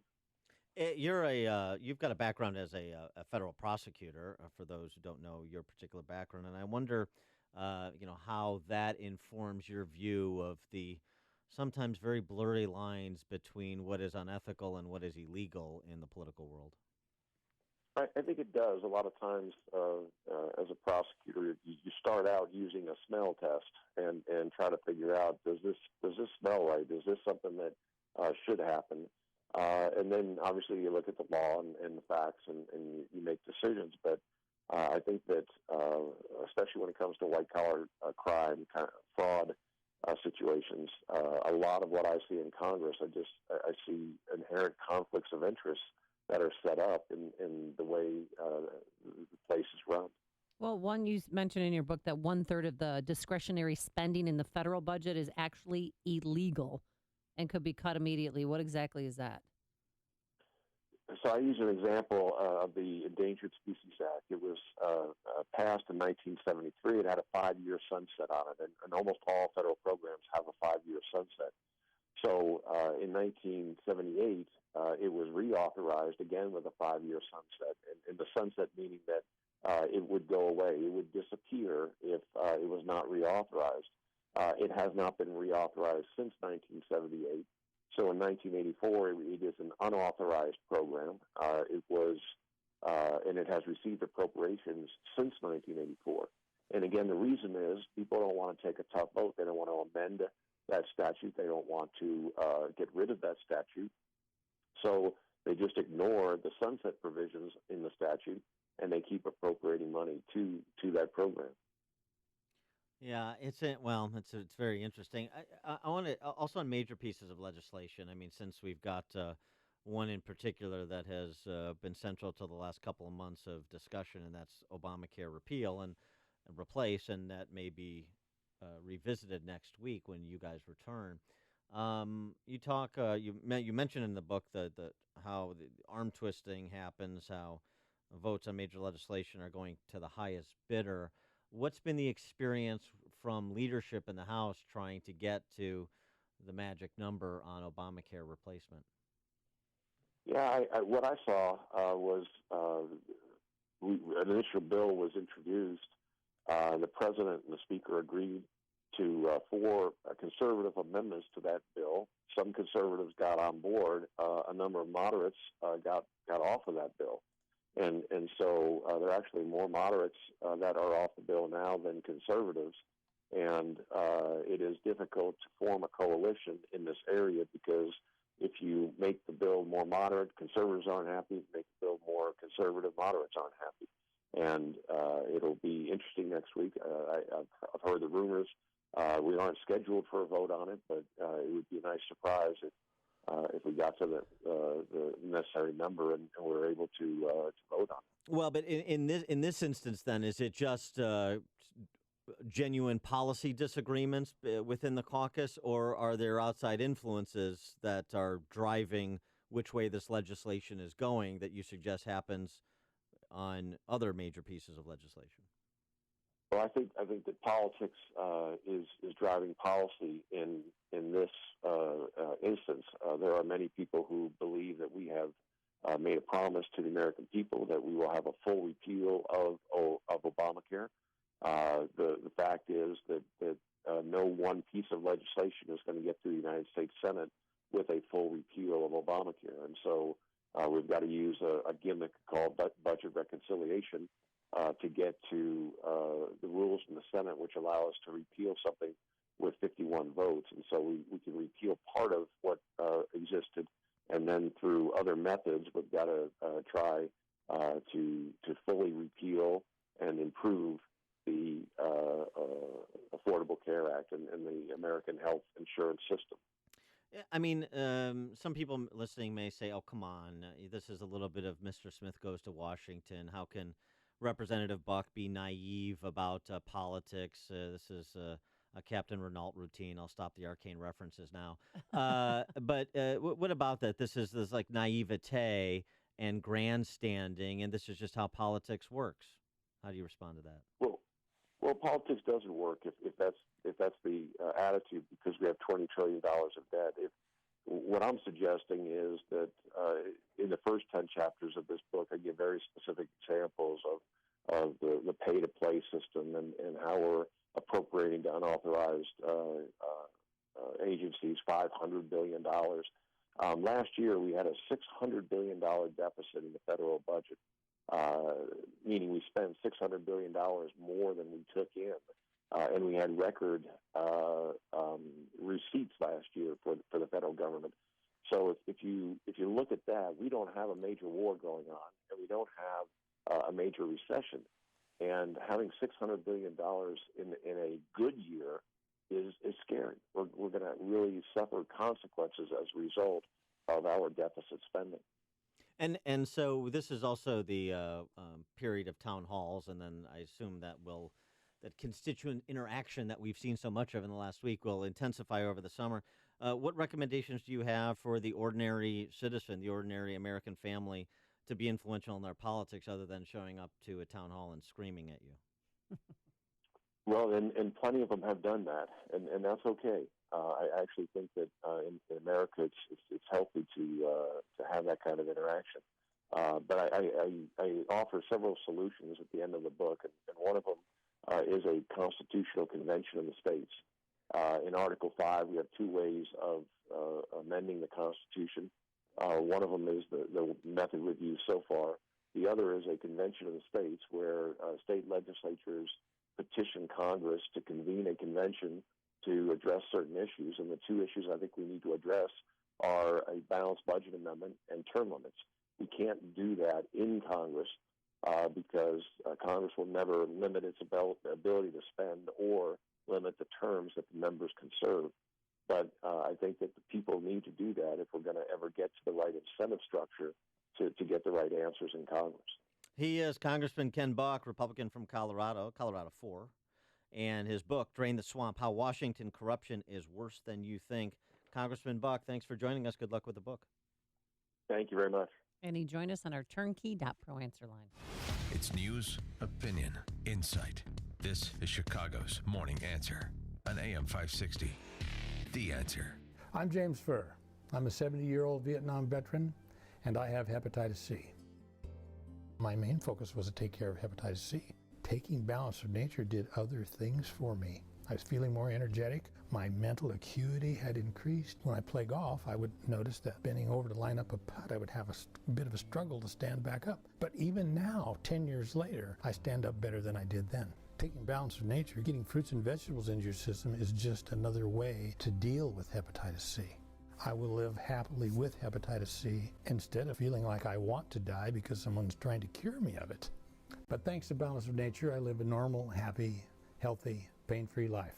Take Dr. Howard's Health Challenge and find out how to get 2 free sets of fruits and veggies. We'll even ship them to you free. Call now for details. Call 1-800-2468-751 or go online to balanceofnature.com. Use promo code Chicago. You know, if you see a huge group of people and they're all in line waiting to do something and they're all happy about it, don't you wonder, okay, what's going on? What am I missing here? Why are these people so excited? In this case, it's thousands of people doing the same thing. They're joining MediShare. MediShare members share each other's medical expenses. It's that simple. They've shared over $1 billion in healthcare expenses since 1993, so they can handle your healthcare expenses too. With MediShare, you get affordable options to fit almost any budget. For most members, MediShare is about half the cost of other healthcare programs. You should at least check into it. This may be one of those things you start doing and then wonder, why didn't I look into this a long time ago? What was I thinking? Don't miss out. You can find out more. Call 844-41-BIBLE. Now available in Montana. Call 844-41-BIBLE. That's 844-41-BIBLE.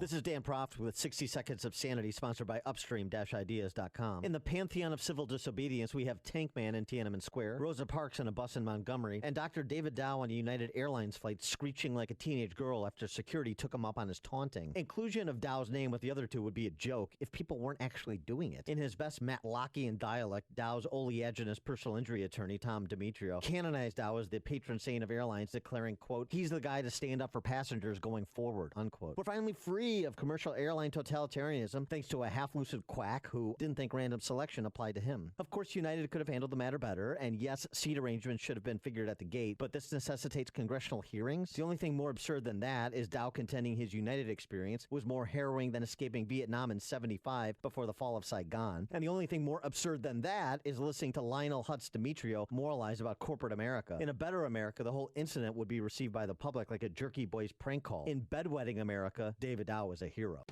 Go to where the pros go. McGrath Printing and Custom Apparel. If you're a business owner with commercial printing needs, contact our friends at McGrath Printing Custom Apparel, proud supporters of AM 560 and Food for the Poor. McGrath takes care of all print and apparel needs for companies of all sizes. Chicago's biggest names in manufacturing, pharmaceutical, and medical choose McGrath Printing year after year for truly unmatched customer service and reliability. Mention AM 560 and receive 20% off your first order. That's right, 20% off by mentioning AM 560. For a quick quote, visit McGrathPrint.com, McGrathPrint.com, or call 815-356-5246. That's 815-356-5246. Go to where the pros go. Go to where the pros go. McGrathPrint.com. McGrathPrint.com. My name is David Hochberg, Vice President Lending at Pearl Mortgage. If you're purchasing a home, give me a call. A borrower called me after contacting the lender who boasts about having the lowest rates and closing costs because he thought my competitors' closing costs were excessively high. I compared loan estimates and the interest rates were identical, but our definitions of low closing costs were a lot different. Fact is, my closing costs were over $1,000 less than the lender claiming to have the lowest closing costs. When purchasing a home, you can either work with the lender who talks and talks and talks and talks about low closing costs, or you can work with me, a lender who actually has low closing costs. Then think of all the things you could do with an extra $1,000 when we originate your loan, like pay for the movers, buy a new computer, new TV, maybe new carpet for your new house. I've helped thousands of AM 560 listeners, but I can't help if you don't call 312-751-1333 or visit am560david.com. Pearl Mortgage, an equal housing lender, Illinois residential mortgage licensee, 4358, and MLS 19186. A good parking lot is essential to a good building and a good business. This is Kevin Berquist. My company is SKC Construction, home of GreatParkingLots.com. Great parking lots. The name says it all. We make your parking lot great. We are an industry leader in seal coating. You can trust our company to do the work for your company. We have the same traditional values as you. We use a process and application that makes sure you get a great job that lasts a long time. I guarantee you'll have a good experience. Go to our website, greatparkinglots.com. Check it out, greatparkinglots.com. Go to greatparkinglots.com. Schedule a free inspection and get a quote to make your parking lot a great parking lot. Save the expense. Fix, don't replace. Contact SKC Construction now for commercial parking lot seal coating and maintenance. SKC Construction, home of greatparkinglots.com.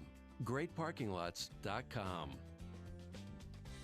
How would you like to lose 10, 15, even 25 pounds in the next 30 days? Well, I'm about to tell you how you can do it for free right now. You've probably heard of Beachbody or seen their workout DVDs on TV like P90X, Insanity, and 21 Day Fix. Well, they just launched a beta trial of their new online video service called Beachbody On Demand, and they're inviting you to use it for free for 30 days. Now, here's the catch. In return, all they want is for you to let them know what you think of their new on-demand service so they can make it the best fitness and weight loss site ever created. Just text the word STREAM to 303030 and you can do 30 days of P90X, Insanity, Brazil butt lift, or one of 500 other Beachbody workouts for free. And that means you can lose 10, 20, even 30 pounds without paying a dime. Just text STREAM to 303030. That's STREAM to 303030 to get started for free right now. Message and data rates may apply. Membership fees apply after 30-day free trial. Cancel anytime. AM 560. The Answer. Coming up on Chicago's Morning Answer. Should we codify Chicago's feudal system? We'll ask Faisel Khan, the CEO of Project 6, about that at 8:08. And an inmate has been put to rest in the state of Arkansas. We'll tell you what his last meal was and why I love capital punishment. Yeah, we'll hear from the toughest screw ever to walk the halls of Shawshank. Hang 'em high, Jacobson. But first, let's go into the newsroom. Here's Mike Scott. Here are the stories we're watching at this hour. A man charged in a Schaumburg woman's death after his arrest in Florida. DuPage County deputy who killed a teen will not face charges. 2 Skokie students accused of planning a school shooting have been released. Woman seriously hurt in a Chicago hit-and-run accident. Predators sweep the Blackhawks out of the playoffs. A cooler day ahead. WIND Chicago News Time, 8 o'clock. Fox News Radio. I'm Dave Anthony. The people of France aren't going to take much more of this. That's what President Trump tweets the day after a terrorist gunman killed a police officer on a famed Paris street. It's an awful situation. She's on the reopened Champs-Élysées. Be proud, be free. It's yet another terror incident in France right before Sunday's presidential election. Fox's Simon Owen live in Paris. Dave, ISIS claiming responsibility for the attack, which is pushing security back to the forefront of the election campaign here. Far-right leader Marine Le Pen saying France is losing what she calls the fight against Islamic radicalism, accusing the government of being soft. She says border controls should be reintroduced immediately. But the French Prime Minister, who's not a candidate, saying Le Pen is exploiting fear and emotions for political ends. Among the other candidates for president, centrist Emmanuel Macron calling for cool heads, saying the attackers want us to panic. Dave? Simon, an Egyptian-American jailed in Cairo for 3 years along with her husband on charges they insisted were bogus, is free. Both are. And Aya Jazi will go to the White House this morning. Flown to the U.S. last night after the Trump administration intervened on their behalf. There's one less condemned killer on Arkansas's death row. The inmate appeared to lose consciousness very quickly. Within a matter of minutes, his eyes closed. The AP's Sean Murphy watched Liddell Lee die just before midnight after the U.S. Supreme Court refused to block the execution. 4 others had been halted by courts in the state's plan to lethally inject 8 killers in 11 days. Before a drug expires at the end of the month, 3 more executions are planned next week. The day after a trip to El Paso, Homeland Security Secretary Kelly will go to San Diego today to again talk about President Trump's promised border wall. Contracting is a pretty complicated business in the federal government, unfortunately. Too complicated. But Kelly expects renderings this spring and wall construction to start in the summer. Fox News Radio, fair and balanced. 45 degrees, clouds and sunshine this morning. 8:02 on AM 560. The Answer. Good morning. I'm Mike Scott. A man charged with murder. The murder of a Schaumburg woman last weekend is waiting to be brought back to the state of Illinois to stand trial. Bolmaro Mehamaya was arrested in Jacksonville. Police say he sexually assaulted and strangled Tiffany Thrasher. Chicago aldermen are promising they'll fight to preserve one of the last vestiges of the days when they had much more power. AM 560's David Stewart has the latest on defense of the Aldermanic menu program for local street projects. Program, each alderman gets $1.3 million a year to spend on whatever street, alley, sidewalk, or other public works project he or she thinks is most deserving. But Inspector General Joe Ferguson says his audit finds that often conflicts with City Hall's efforts to plan and prioritize projects, and often leads to unrelated projects like surveillance cameras, spray pools, murals, and flower baskets. But aldermen defended the program, and Mayor Emanuel appears to have their backs. His office said that they believe the aldermen can make these spending decisions for their own neighborhoods. David Stewart, NBC News Radio, Chicago. An investigation continues following allegations that two boys planned to shoot someone at their school in Skokie. The teens have been released from custody but could still face charges. Authorities informed about that alleged plan Wednesday at McCracken Middle School. A woman in serious condition following a hit-and-run crash on Chicago's far south side near 117th Place and Wallace. That woman remains hospitalized this morning. Chicago sports. Predators beat the Blackhawks 4-1 in Game 4 of their opening round series in Nashville, sweeping the Hawks out of the Stanley Cup playoffs. Cubs begin a 9-game, 3-city road trip tonight in Cincinnati, while the White Sox open a 3-game home set with the Indians. 8:04, time for the AM 560 Business Beat. From the Fox Business Network, a service of Turnkey.pro, here's Jenny Casola. From the Fox Business Network, General Electric was bringing in less money in its recent quarter, but earnings were better than expected. GE says its power, renewable energy, oil and gas, aviation, healthcare, and transportation units all topped predictions. Subway closed more than 350 restaurants in the U.S. last year, the first time it has ever trimmed its number of stores. Bloomberg says it's dealing with more competition from chains that promote their fresh and natural ingredients. Subway has switched to cage-free eggs and is eliminating antibiotics from its chicken. There's a recall of more than 50,000 Tesla cars. The Model X and Model S made last year between February and October could have a parking brake problem. USA Today says the regular brakes are not involved. The Dow was up 174 yesterday. NASDAQ added 53 to a record. With the Fox Business Report, I'm Ginny Cosola. 8:05 and a check of traffic and weather on the way next on AM 560, The Answer.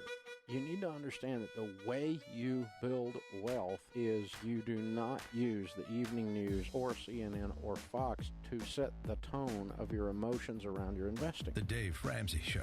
If you're thinking of changing your investing patterns because you're watching the news, you need to turn off the news.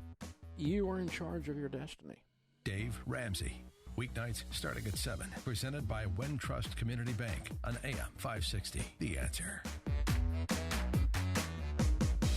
Buying a new tractor? You owe it to yourself to visit your LS Tractor dealer. LS Tractors give you a lot more tractor for less money compared to other brands. For starters, LS Tractor comes with more select features as standard equipment. They make operating your tractor easier with better performance to get more work done quicker. Compare and you'll know who gives you more tractor for your money. LS Tractor. Excel in your field. Learn more at lstractorusa.com. Visit Abbey Equipment in Streeter and get more tractor. In your business, you trust people who time and time again get the job done. At Indeed.com, we deliver 5 times more hires than any other job site, according to independent research. That's why over 3 million businesses use Indeed when they're hiring, because getting the job done matters. Right now, we're giving new users a $50 credit to post a sponsored job on the world's #1 job site. Claim your $50 credit at Indeed.com/credit. Terms, conditions, and quality standards apply. 8:06 check of the roads in our alarm detection system traffic center. Here's Dominic Fortini. Well, we're definitely in it now. In Dalton, though, first off, 142nd remains closed. Chicago to Cottage Grove with that overnight crash. In Waukegan, Route 41 still shut down. King Drive to Belvedere Road with an overnight accident. Bulking up on the inbound Kennedy, you're at 43 minutes. O'Hare to downtown, 22 in from the junction, 19 in the Express. Outbound Kennedy at 40 minutes downtown out to O'Hare. Inbound Ike getting thicker between 25th and the Burn Circle at hour 18 from Thorndale in and hour 2 in from Manheim. Delays outbound cost you 54 minutes out to Thorndale. Inbound Stevenson at hour 20, 355 into the drive. Most of that as you approach the Ryan thanks to the lane reductions. It's an hour 5 in from the Tri-State. Inbound on the Ryan a half hour, 95th in from backups begin right near 47th, and traffic heavier now on the inbound side of the Bishop Ford between 111th and the Ryan. We've got a few delays northbound Tri-State as well, 95th to 31st, and backups 88th through the Grand Avenue curve. Traffic answers when you need them the most. I'm Dominic Fortini on AM 560, The Answer. Chicago's Morning Answer continues next. Your official Chicagoland weather forecast from the AirComfort.com Weather Center and our meteorologist, Kevin Snyder. Today, clouds and sun, high 55. Partly cloudy night, low 40. Clouds and sun tomorrow, breezy with a high 57 and a clear night, low 39. Full day of sunshine Sunday with a high 64. Patchy clouds at night, low 39. Some sun Monday, high 70. I'm Kevin Snyder on AM 560, The Answer.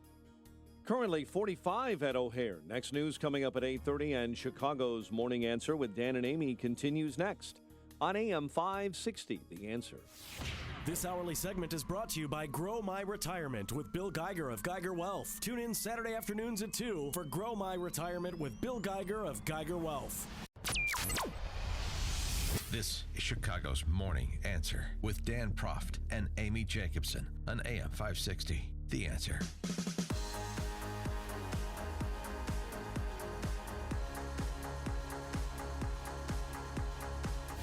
Good morning, Dan and Amy. Well, we all understand Chicago city government to be a kleptocracy, but it's a particular kind of kleptocracy because it involves not just the political ruling class, the royal that sits on the throne on the 5th floor. It also involves the 50 feudal lords that are given dominion over 50,000 person areas of territory, and that's how the city's broken up. And your alderman is at Boss Bar right now. Yeah, he's at, well, it's 8 o'clock. Right, so that's his satellite office. Yeah. Satellite office. So he'll be Brendan Riley, who's a drunk. He'll be the vice mayor, the viceroy. Should be he'll be under the table by like 9:30, but then he'll have recovered by just after lunch to do it all over again. For the late night crowd. He's a full-time public servant. Right. Well, now my alderman is running for governor. Right. Amaya Pawar. They're just the darling, aren't they? They're so cute. If they didn't have so much power and the ability to inflict so much damage. That's the thing. So, city that works, right? Obviously. That's why we have the case of the giggles today, but yeah. I mean, stories like this make me laugh. No, it's the feudal lord system. It works, right? Isn't it working for you? Oh, yeah. Great. We've got the highest black unemployment rate of any city in the country. Highest homicide rate. Right. It's a city that is beset by gang violence, one of the most violent cities in the country. In aggregate terms, more violent than L.A. and New York combined in terms of body count, which is just a stunning statistic. It's hemorrhaging population, lowest population since 1920 because people can't wait to get here. And people who do say now we have a new garbage tax. Sure, you got the garbage tax, you got the cloud tax, you got the soda tax, you got the red light cameras, you got the speed cameras, you got the textilizer as soon as Ed Burke finishes developing that. He's right. And he's leading the R&D there. The fact if you don't comply and get a city sticker, you get a $200 ticket. You felt the sting of that. Yes, twice now. No, it's again, it's a small price to pay for the kind of good government you get under this feudal system. So where are the boys that are going to have fun storming the castle, to borrow a Princess Brideism? A ordinance proposed by Alderman Greg Mitchell that's sitting in committee would require city departments to alert an alderman about each license application filed in his or her respective ward. Then the alderman could veto any application as long as he or she provided a reason for denial. Well, that's just good government. Because you want to open a business or do something in the city, then you should have a politician that can decide arbitrarily and capriciously whether or not you're allowed to open a business. Like maybe Chick-fil-A doesn't represent Chicago values. Maybe I don't want a Thai restaurant in that storefront space. I was thinking an Indian restaurant. And that gives them way too much power. Oh, you think? Maybe you want a restaurant here? Now you have to bring a lunch bag full of greens. Exactly. Exactly. Oh, Some Benjamin Frank. I know how this works. You know the nomenclature. I know the city that works. Yeah. Oh, you want a liquor license? Oh, Isn't yeah. that, You're gonna have to contribute $20,000 to my campaign. Have I told you about this upcoming event I've got with some friends? Why don't you join us? Yeah, it'll be nice. Oh, sure. And but I mean, it's the ethical standard that's been set by Ed Burke, who is just one of 50 aldermen, but somehow has $8 million in his campaign fund. $8 million. Okay. So do we want to codify what is the common practice by ordinance, just to make it clear, to provide stability through transparency and expectation about how the city works? We can just stop with the pantomime like this isn't how it works, because look, there's an ordinance right there that says the alderman owns this part of the city, owns your homes, your businesses, your life, and the alderman shall decide what you're allowed to do or not do in the little swath of turf that they've been granted by the royal. I mean, the possibilities of abuse. I mean, come on. We've got medieval violence. Why don't we go to full medieval governance? For more on this, see if I can get a dissent here. We're pleased to be joined again by our friend Faisel Khan, former City of Chicago Legislative Inspector General, now the CEO of Project 6, where he continues some of his investigative work. Faisel, thanks so much for joining us. Appreciate it. Morning, guys. So on this ordinance that's proposed by Alderman Greg Mitchell to codify the feudal system, as we were describing, I mean, this certainly makes things easy to understand for people, and so this is a positive development. I'm not sure what's more stunning, that somebody actually put this on paper, or that the fact that they tried to defend it after the fact. I don't know which one is the worst. But don't they already do this? I mean, if there's a business, don't they have some say, the alderman, and who goes where Some and what? say. Well, yeah. I mean, how does it work? They do, Amy, but the reality is that's not based in law. What this proposal will do is basically, as Dan said, codify aldermanic privilege. So we are just now making it legal for the aldermen to do whatever they want. Yeah, but I mean, I'm thinking like in the 42nd ward where I live. I look at Alderman Riley as an omniscient being. He knows better what should be on Hubbard Street than certainly I do, or certainly a Hubbard Street proprietor. So why not just see the authority to these politicians who've demonstrated a capacity for properly representing the interests of the many, and they should be the one. Yeah, I mean, I understand your sarcastic position on that, but let's play that out. Let's even think that Mr. Riley is some sort of omniscient being that understands exactly what the 42nd Ward needs. Well, what if he's not here in 3 years or 2 years when the next election rolls around, and we decide we need another guy in there or woman at this point who also thinks they're omniscient, who doesn't quite agree with Mr. Riley's view from a few years ago? So now you're subject to the whims every 4 years of a different omniscient being. That's not exactly how cities and governments are supposed to work. And that's why we have centralized government. That's why we hire people who have resumes, who have experience in building, development, business ownership, and they run city agencies. And that's why most cities, most jurisdictions defer to them, not an elected official who decided that their medical practice wasn't enough and now they're going to try to control the lives of 50,000 neighbors and residents in their ward. But the serfs seem to love the feudal system. Why not give the serfs what they want? Yeah, I'm fairly sure if we ask around a little bit more, the serfs will push back. Yeah. Well, in one instance, you mentioned former Alderman Bob Fioretti. What did he block? Well, Alderman Fioretti was named because there was a restaurant that also opened in his ward that had a number of issues, and Mr. Fioretti pushed back on those ones also. This is just a common practice. Aldermen decide that their views are equally as important as everyone else's in the future of one's business or one's home or whatever an application somebody has, a private citizen. And that's just a problem. Now, that's not true.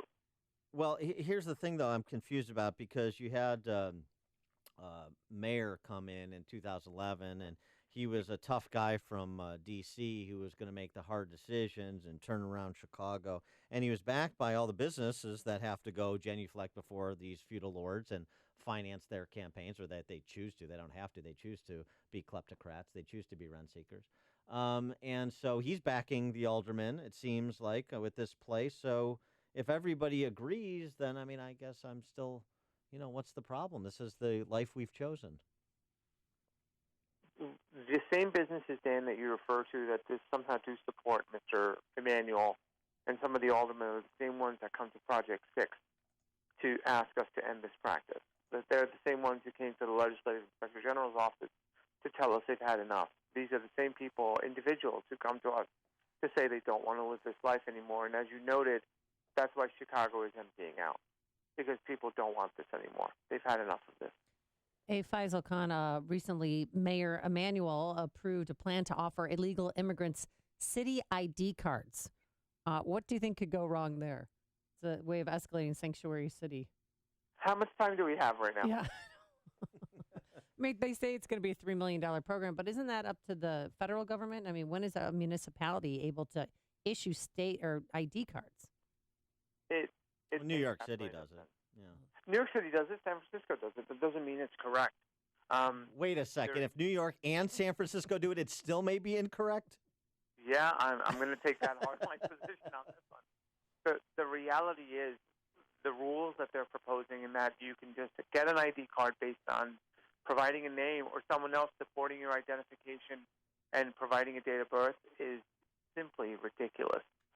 There's no benefit to an undocumented community with that ID card. We have a state-run program. We're just spending another $3 million to pander to the national audience when we've got far bigger problems to worry about here in Chicago.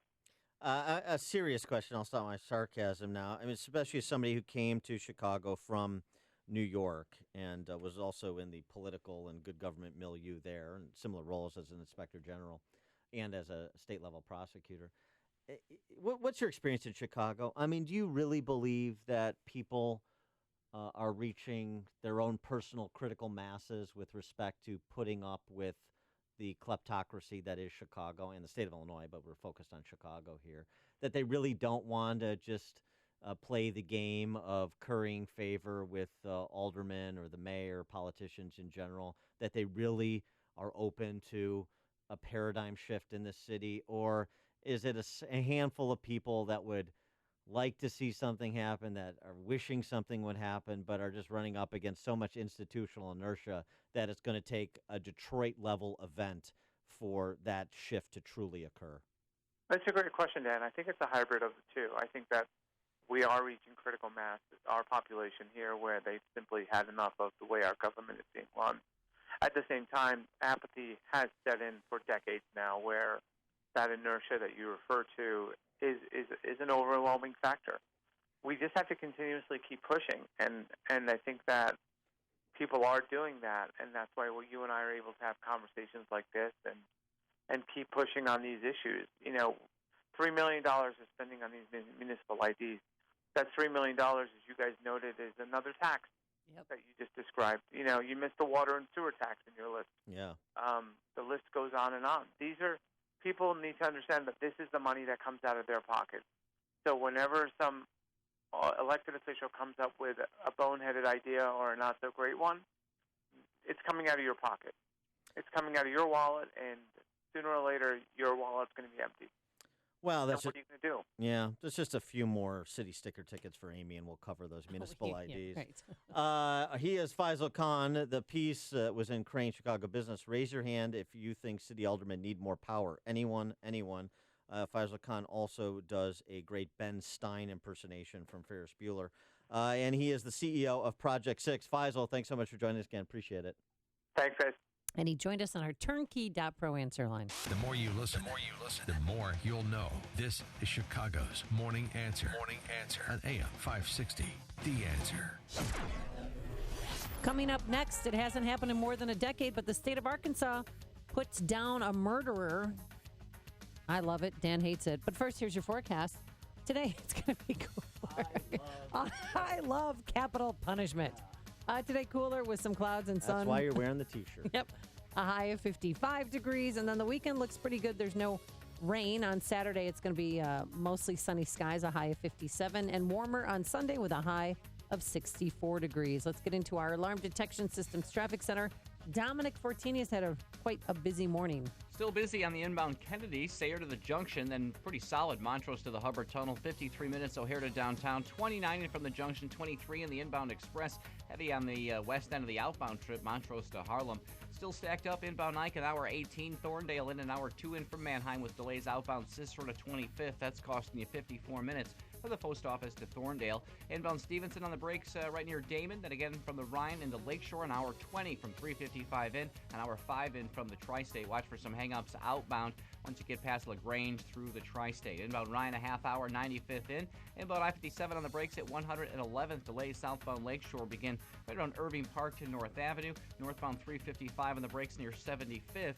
And keep in mind up in Waukegan up north, Route 41 remains closed. King Drive to Belvedere after an overnight crash. Traffic answers when you need them the most. I'm Dominic Fortini on AM 560. The Answer. Your healthcare facility could be spreading infectious pathogens, and you don't even realize it. You do your best to protect patients and staff, but is it enough? You hear frequent news of people going to the hospital for a procedure and leaving with an unrelated infection that could have been prevented, and it's costing healthcare $45 billion each year in revenue loss, additional surgeries, longer hospital stays, possible loss of accreditation, and even wrongful death. Are you doing everything you can to decrease the risk of infection in your critical environments, your operating rooms, your labs, and your pharmacies, all your critical environments? Don't take the risk. Critical Environments Professionals, or CPRO, is the one provider for compliance, containment, and infection prevention. An innovator with decades of experience with a multitude of hospitals served. Contact them for a free infection risk assessment for your critical facilities. Go to cproinc.com. Hit the promotions button. That's ceproinc.com. Or call 847-636-7710. Beware, the federal government can change the rules for your retirement plan at any time. Before the government finds another way to separate you from your money, arm yourself with the Ultimate Retirement Protection Plan. The plan starts with 4 special reports: the new rules of retirement, your 20-minute estate plan, hidden real estate tax bombs to avoid, and 5 easy chair portfolios. The Ultimate Retirement Protection Plan was created by Bob Carlson, America's #1 expert on retirement planning. You'll also get a risk-free membership in our private research letter, Bob Carlson's Retirement Watch. It includes a monthly newsletter, weekly hotlines, and more when you order at retirementwatchradio.com. 1 year is just $49. Try it for 90 days. If it doesn't exceed your expectations, you'll get a complete refund. Call 800-552-1152. That's 800-552-1152. Or log on to retirementwatchradio.com. That's retirementwatchradio.com. AM 560, The Answer. Your money. Find out how to keep more of it and live debt-free. Tonight on The Dave Ramsey Show, starting at 7 on AM 560. The Answer. All right, Captain Hadley. Old Testament, Jacobson, when it comes to capital punishment. Yeah, the only thing is that they should be killed the way that they killed. And, of course, we're talking about the execution of prison inmate Liddell Lee. He died around 11:56 p.m. last night in Arkansas. They haven't had an execution, lethal injection, since 2005. So it's been a while. But the reason why they needed to get this done, and there's 3 more on the list just for this because week. They need to feed your bloodlust. No, because they have a sell by and a use by and a best by date on that lethal injection drug. So this is, government that works. They looked at it and said, oh my gosh, we got to use this up by the end of the week or this stuff's going to go bad. All right, yeah. So I wasn't sure if it was the sell by or use by or best by, but it's one of those. So they killed Liddell Lee last night. I thought he should have died the way that he killed his victim, Deborah Reese, back in 1995. He beat her on the head and on the body with a tire iron 36 times. So I thought he deserved 36 slashings. But no, they didn't do that. They gave him a lethal injection, and it was fine. He went down peacefully. That sounds so barbaric, but maybe it's because I've seen so many victim homicides. or homicides, I should say, in my lifetime. So how would you? So would you apply that to Drew Peterson then? Excuse me? Yes, sure. But we don't know how he killed her, where he killed her, and all of that. So, but he's not on death row. He's spending 36 years in prison. I understand. But we don't have the death penalty in Illinois. Right, and we don't have the death penalty, yes. Because of Ryan, there's a moratorium on the death penalty. But here's the thing. Not only are you eye for an eye when it comes to carrying out the execution, you also want to get rid of the Last Supper. Yeah. Well, I don't. Let's not make it. I guess we can continue to make it biblical since I started it. This is biblical. This is biblical. So no last meal for death row inmates either. No. Why would you waste your money and time catering to their needs before you off them? It's ridiculous. So this is what happened, though. Guess what his last meal request was, Dan? Because we're bringing this full circle here. It was communion. He asked for a bread wafer and a small amount of wine representing the body and blood of Jesus Christ. So you would deny him that? That's all right. He didn't want a full meal. And if he would have asked for a bucket of KFC, you would deny him that. No, deny. But, if he wants a communion, that's fine. But since it was not a full meal, listen to this. The Department of Corrections offered to provide a meal on his behalf to the rest of the prison population. He said no. That was weird. But also, and he also didn't release a statement. I guess at that point, he's not really that interested in making friends. I guess not. It's not like Andy Dufresne on the roof. Right. Yeah. Yeah. So, and that was something different. So he's gone, and now there's 3 more on the list before that lethal injection medication expires. And you couldn't be more giddy in anticipation. Jeez, man. I'll tell you. Sorry. I'm just telling you, folks. I mean, don't cut Jacobson off in traffic. She's got a quick trigger. All right, Hans. Time to go. But he ate my last meal. Well, if that's the worst thing that happens to you today, consider yourself lucky. Are you really allowed to execute people in a local jail? From this point on, no talking. There's only one radio show in Chicago talking about today's biggest stories and telling you what they really mean. That show is this one, Chicago's Morning Answer on AM 560, The Answer. Hey, you've heard how Automated Systems excels at assisting companies with systems integration and FDA compliance, but they're also a staffing leader. They supply handpicked elite leadership, subject matter experts, and proven technical professionals in engineering, quality control, and FDA compliance to support the life sciences field in executing mission-critical projects.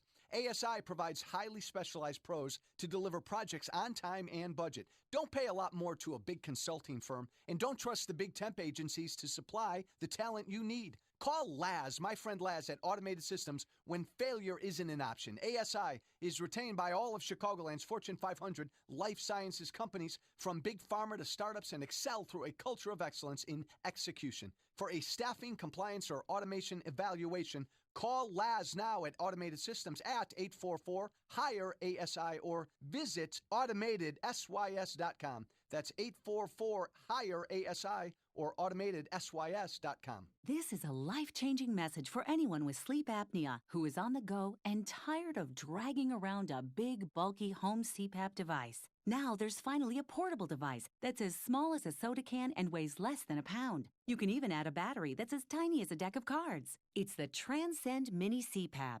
And right now, you can try Transcend absolutely risk-free for 10 days. So call now, 1-800-400-9121. Transcend is the world's first portable mini CPAP device. It gives you the freedom to sleep in total comfort anywhere you are. Our smallest and most advanced portable design ever, Transcend is so small and so light, you can fit it in your briefcase or purse to use anywhere you go. It's FAA compliant too, so you can even sleep comfortably while flying.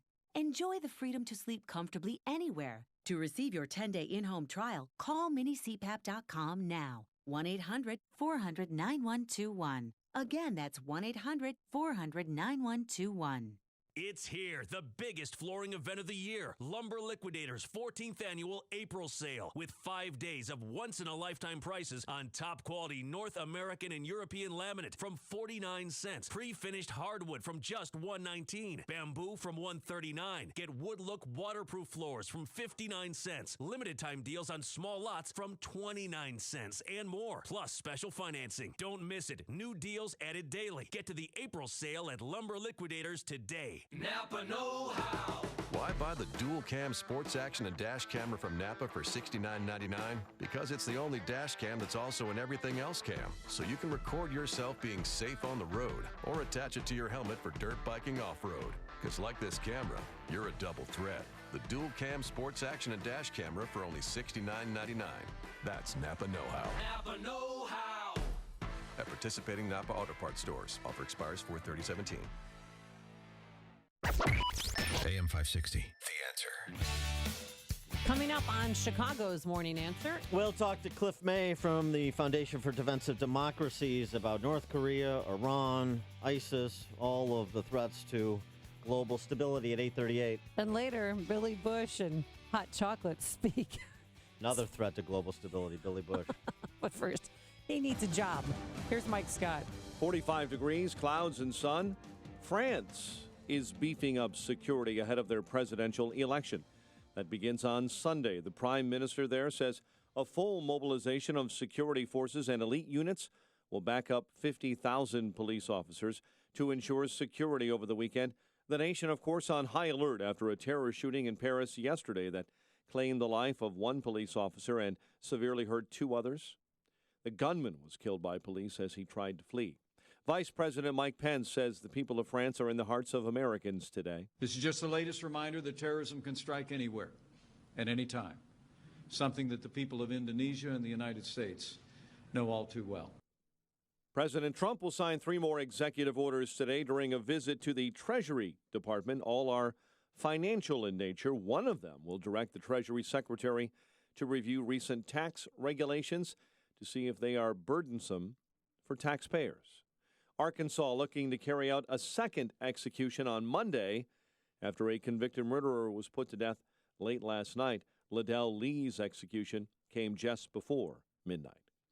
A man charged with murdering a Schaumburg woman last weekend is waiting to be brought back to the state of Illinois to stand trial. Bomaro Mehamaya was arrested Wednesday in Jacksonville, tied to the strangulation death of Tiffany Thrasher. A woman in serious condition following a hit-and-run crash on Chicago's far south side. Police say the victim was driving when a vehicle that ran a stop sign slammed into her vehicle near 117th Place and Wallace. And the state of Indiana erasing nearly 500,000 registered voters from its rolls since last Election Day. Secretary of State Connie Lawson says she began the purge 3 years ago after finding that maintenance of voter rolls was being done county by county instead of statewide. The top seed in the West swept out of the Stanley Cup playoffs. Predators over the Blackhawks 4-1 last night. Cubs begin a 9-game road trip in Cincinnati. Sox open up a homestand with the Indians this evening. The news service of Dove Men Plus Care. Did you hear that 91% of guys that use Dove Men Plus Care antiperspirant recommend it? Dove Men Plus Care user Rob said that it's like the Hoover Dam, but for his armpits. Well, if it can hold back that much sweat, Rob, it must be good. Pick up some new Dove Men Plus Care antiperspirant for yourself at your local retailer. 8:35 and a check of traffic and weather on the way next on AM 560. Mike Gallagher doesn't understand why Republicans tear each other down. Why do Republicans act this way? Why can't Republicans embrace the power of unity, the ability to legislate and make change and fulfill the campaign promises of the guy who's at the top of the party and seems determined to do what he said he's going to do? The Mike Gallagher Show, weekdays at 9, right before Dennis Prager at 11 on AM 560. The Answer. Are you hiring? Join the over 3 million businesses that use Indeed.com for hiring. Post your next job opening on the world's #1 job site, Indeed.com. Balance of Nature's fruits and veggies. I found out several years ago that I have hepatitis C, and I didn't want to be one of those guinea pigs that the doctors wanted to try all sorts of different things on. So I was looking for a more healthy alternative, and that's how I found Balance of Nature. I have had absolutely no symptoms since I started taking Balance of Nature. Within 3 months, my liver enzymes were next to normal, and they had been very highly elevated. I enjoy a very full life. I own several businesses, and I'm working 60 hours a week, and before I started taking Balance of Nature, I couldn't even work full time. Take Dr. Howard's Health Challenge and find out how to get 2 free sets of fruits and veggies. We'll even ship them to you free. Call now for details. Call 1-800-2468-751. That's 1-800-2468-751. Or go online to balanceofnature.com. Use promo code Chicago.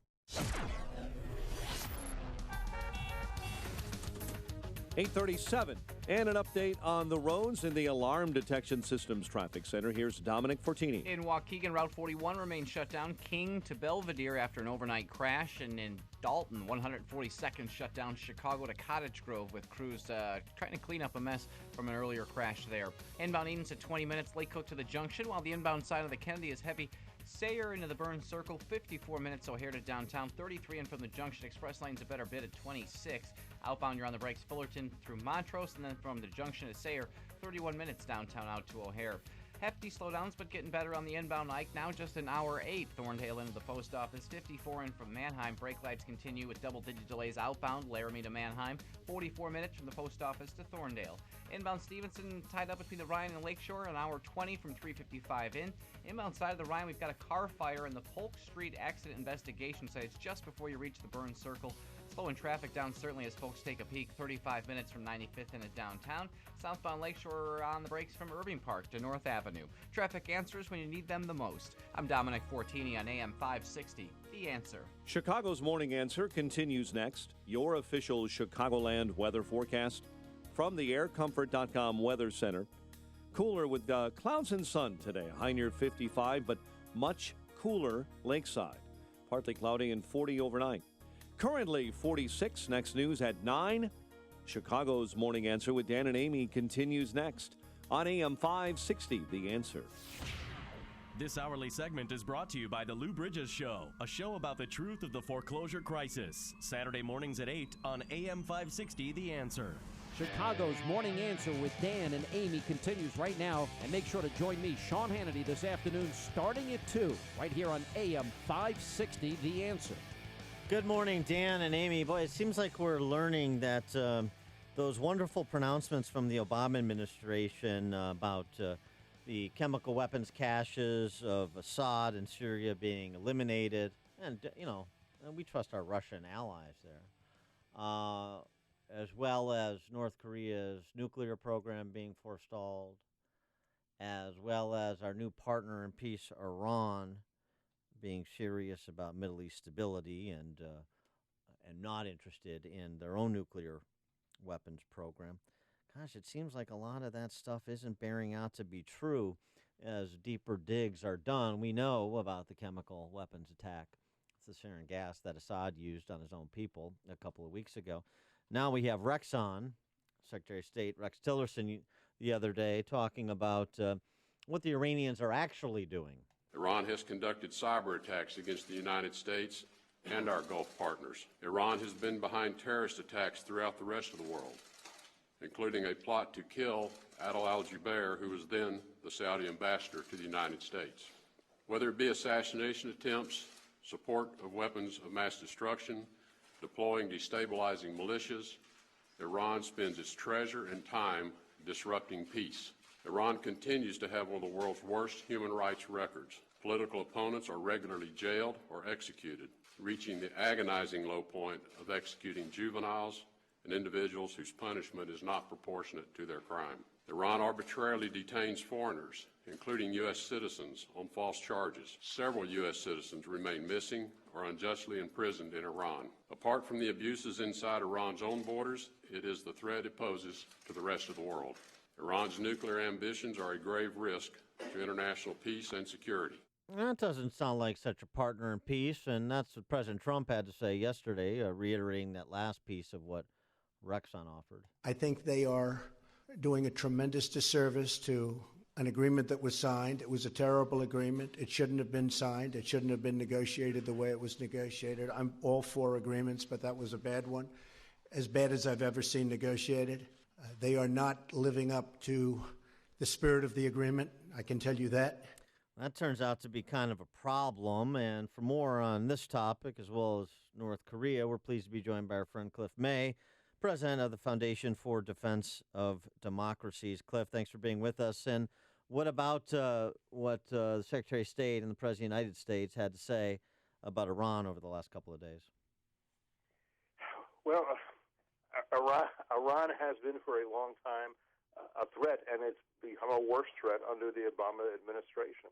It became a worse threat because we signed a deal that President Obama said was going to stop it from gaining a nuclear weapons capability, but at very most delays it, and in fact gives it a path to nuclear capability, welcoming it into the club in about a decade, a little more perhaps, depending on how much it abides by the agreement. But at that point, even if it remains what it is today, the leading sponsor of terrorism around the world, even if it remains dedicated, as it has been for more than 2 generations, to death to America and genocide of Israel, we're saying it's okay. You still get to be a member of the nuclear club. This is a problem that was made worse during the Obama years, and now President Trump has to figure out what to do about this and other problems that are maturing around the world. Well, what can he do, especially about Iran? Well, about Iran, there's a number of things. Well, I would say that since Iran remains the leading sponsor of terrorism in the world, since it is enabling the carnage in Syria, we can have sanctions on Iran for those transgressions. That has nothing to do with the nuclear weapons agreement.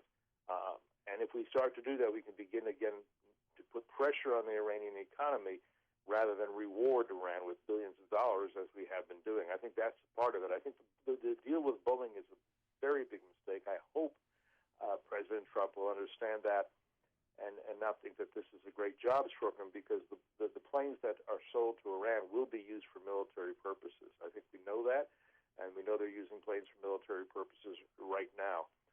So I would start with Iran with sanctions. I would not tolerate any violations of the agreement, and I would not encourage other nations and other businesses, including Boeing, to be doing business with the leading sponsor of terrorism in the world at this point. Moving around to other axis of evil states, let's talk a little North Korea.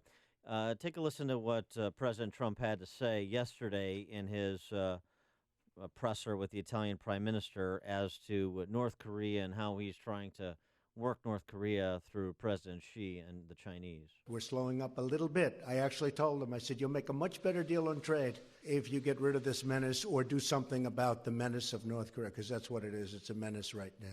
Kind of a startling bout of transparency there from the President of the United States to say, essentially, I'm willing to trade on trade for China to quell the North Korean regime. Indeed. I mean, I think because President Trump does seem to recognize that this is a fast-maturing threat that nothing has been done about over the last 8 years, and one could say over the last 23 years or so since you had something called an agreed framework under President Clinton, which was another bad deal made to stop a nuclear weapons capability in the hands of a rogue nation. President Clinton said, we've done it through diplomacy, and of course it didn't happen that way at all. So he's trying to say to China, look, there'll be carrots and there'll be sticks, and I think both will be needed if we're going to get China to be helpful on this, and that would be the best outcome. China can do something about North Korea, but China won't do something unless it feels it's very much in its interest. Part of what this is going to require is for China to feel that if it does not get involved in a productive and helpful way on North Korea, we will take the problem onto our own hands in ways that are not in the Chinese national interest. How about your reaction to President Trump, angering South Koreans by saying basically that they were once part of China? Yeah, look, Trump is Trump, and he says things that are unhelpful and undiplomatic. I'm glad to see that Tillerson is getting pretty good at this game, and I think the same is true of Mattis and McMaster. But no, that's whatever the history is. I don't see how that helps the situation whatsoever. The main thing right now for China is to recognize a number of things. One is that if they do not do something about North Korea, this is a problem they can deal with and should have. Then we're going to first of all see missile defense set up in South Korea and in Japan, And that missile defense system can be used against China as well as North Korea, and that's simply going to happen. We should be doing a lot more missile defense anyhow. We have the technical capability to stop missiles anywhere in the world from reaching their targets. We just have not been willing to do that. I don't really understand why. Maybe I do, but I think it's a mistake when we have that technological capability not to deploy it. Secondly, China has to understand that it won't be long before Japan, for sure, has its own nuclear capability. That's something else they don't want. And then in terms of cyber and other responses, military responses, these are very dangerous things, but I have no doubt that the military is looking at its various options at this point. You've got a regime that has been building, that has nuclear weapons, is testing missiles, trying to get a missile that can deliver a nuclear weapon to the continental United States. It's ruled by somebody who is not particularly, as we see it, rational. It's possible that he can't be deterred. Under the Obama administration, the policy was called strategic patience, which meant let's leave this for the next guy. Nice translation. I like the point about missile defense systems as well. And I want to get your take on the sixth terrorist attack in Paris, Islamic terrorist attack in Paris in the last 3 years, and how you see that impacting the French presidential election on Sunday. Well, here's the thing about the presidential election. I'm not going to say how the French voters are going to decide in this round. That's beyond my pay grade. What I will say is that terrorism has now been put high on the agenda, which it wasn't looking at the polls beforehand. I mean, the French and other Europeans are very eager to put that issue behind them and think that they don't have a serious problem. They have for years. The French have a very serious problem. There's something called the S list in France. There are about 10,000 people on it, all of whom they worry about becoming terrorists. There's no way that French law enforcement and French intelligence can successfully, on a day-by-day basis, monitor, much less surveil, all these people. You never know when somebody who is watching beheadings and suicide bombings online for entertainment every day will decide it's time for me to join the other martyrs and do something about this. This problem is going to get worse in Europe if the flow of migrants continues. 99% of the migrants are not going to become terrorists, but a percentage will, and the more you have coming in, the more you have a problem with that. And then there are those who are coming in who won't do it themselves, but will be supportive of it, sometimes in material ways, and sometimes they will be morally supportive. They will say that somebody who draws a picture of Mohammed deserves to die. And that's a hard person to integrate and assimilate into French society without changing French society very dramatically. He is Cliff May, president of the Foundation for the Defense of Democracies. Cliff, thanks as always for joining us. Appreciate your insights. My pleasure. Thanks. And he joined us on our turnkey.pro answer line. Before you see it on TV, share it on Facebook, or read about it in the paper. Hear it here first. This is Chicago's Morning Answer on AM 560. The Answer. Her name is Perquita Burgess. She's the one who was offended by Bill O'Reilly. We'll explain. She's the hot chocolate. Today, your forecast, plenty of sunshine right now, a few high clouds, not a bad day, a high of 55. Saturday looks okay. We're going to have mostly sunny skies, a high of 57. And on Sunday, that's the day to probably play golf. It's going to be warmer with all sun and a high of 64. Any high travel times? Let's get the latest from Dominic Fortini, who's been filling in all week for Jim Telemonte. Yeah, they're all like that. Route 41 in Waukegan remains closed. King Drive to Belvedere after an earlier rollover crash. And in Dalton, 142nd remains closed. Chicago to Cottage Grove. Those elevated travel times continue to wreck travel on the inbound Kennedy. Brake lights Sayre to the Burn Circle, 54 minutes. O'Hare to downtown, 33 in from the junction, 26 in the inbound Express. Inbound side of the Eisenhower heavy from 25th to the Burn Circle, an hour 8 in from Thorndale, 54 in from Manheim. Outbound side slows Laramie to Manheim, 44 minutes from the post office to Thorndale. Plenty of delays now on the inbound side of the Stevenson as traffic volume mounts in between the Ryan and Lakeshore Drive, an hour 18 in from 355.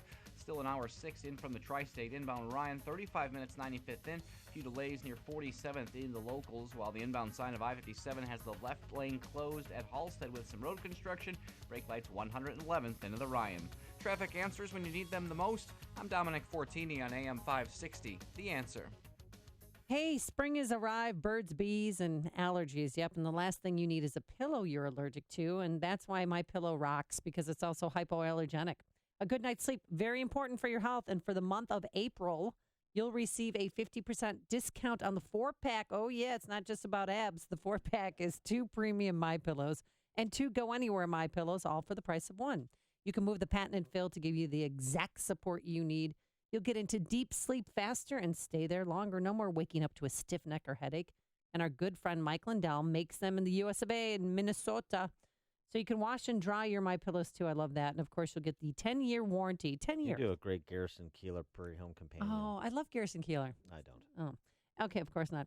And a 60-day money-back guarantee. Get 50% off the 4-pack. Yeah. Or call 800-489-0201 to get your 4-pack. Use the promo code Amy. MyPillow.com, promo code Amy, or 800-489-0201. Daily stress is a big deal. Fact is, the terrible impact of stress is very deadly and shortens our lives. Stressed individuals attract diseases, just like blood in the water attracts sharks. Hi, this is Dr. David Kolbaba. I'm the show host of Health Quest Radio, the longest-running health news and science show in Chicago. And for over 33 years, we share practical concepts from a natural healthcare perspective to minimize the need for all those dangerous drugs and risky surgeries. Today, it's our dirt-cheap adrenal stress index test. No blood, just spit. You know, most people flunk on their first go-around signaling adrenal gland distress. And then following our stress-busting strategies, most individuals pass their second test with flying colors. So if you can spare a little spit, call and purchase your first dirt-cheap adrenal stress index test, and we'll hold that same special low price for your follow-up test. Call 800-794-1855. You can't get any cheaper than dirt cheap. 800-794-1855. And be sure to tune in to Health Quest Radio this Saturday morning at 11. Most folks are scared to even begin the process of buying a new car. No doubt shopping for a new vehicle can be intimidating. You want a dealer that really helps you get the best car for you and your family and skips the high-pressure nonsense. That's Joe Cotton Ford. They're here to help you find the new Ford car or truck that fits your lifestyle and your budget with no hassles, no drama, no high-pressure sales tactics. Really. You just can't find that kind of great customer service these days, so relax. Car buying doesn't have to stress you out. At Joe Cotton Ford, you have their word. Your satisfaction is their top priority. In fact, that's why Joe Cotton Ford is one of the highest repeat customer dealerships in Chicagoland. They take pride in working with generations of Ford buyers and their families, whether they're buying their first vehicle or their 14th. Get to Joe Cotton Ford and drive home a new Ford car or truck today. Gary and North Avenue in Carroll Stream, or at joecottonford.com. That's joecottonford.com. Balance of Nature's fruits and veggies. It's working great on me. I can't believe it. I've been having a lot of health issues, my muscles, my legs, my knees. So ever since I've been taking this, I've really, really improved. My blood pressures are way down. My cholesterol's are back to normal. I'm in just good shape. I can't believe this thing is going. I even lost 6 pounds when I went to the doctor. And he wanted to know what I'm doing to lose 6 pounds. But I'm not doing anything. I just taking this balance of nature, and it's working out for me. And it'll work for anybody, I know. Take Dr. Howard's Health Challenge and find out how to get 2 free sets of fruits and veggies. We'll even ship them to you free. Call now for details. Call 1-800-2468-751. That's 1-800-2468-751. Or go online to balanceofnature.com. Use promo code CHICAGO. Go to where the pros go. McGrath Printing and Custom Apparel. If you're a business owner with commercial printing needs, contact our friends at McGrath Printing Custom Apparel, proud supporters of AM 560 and Food for the Poor.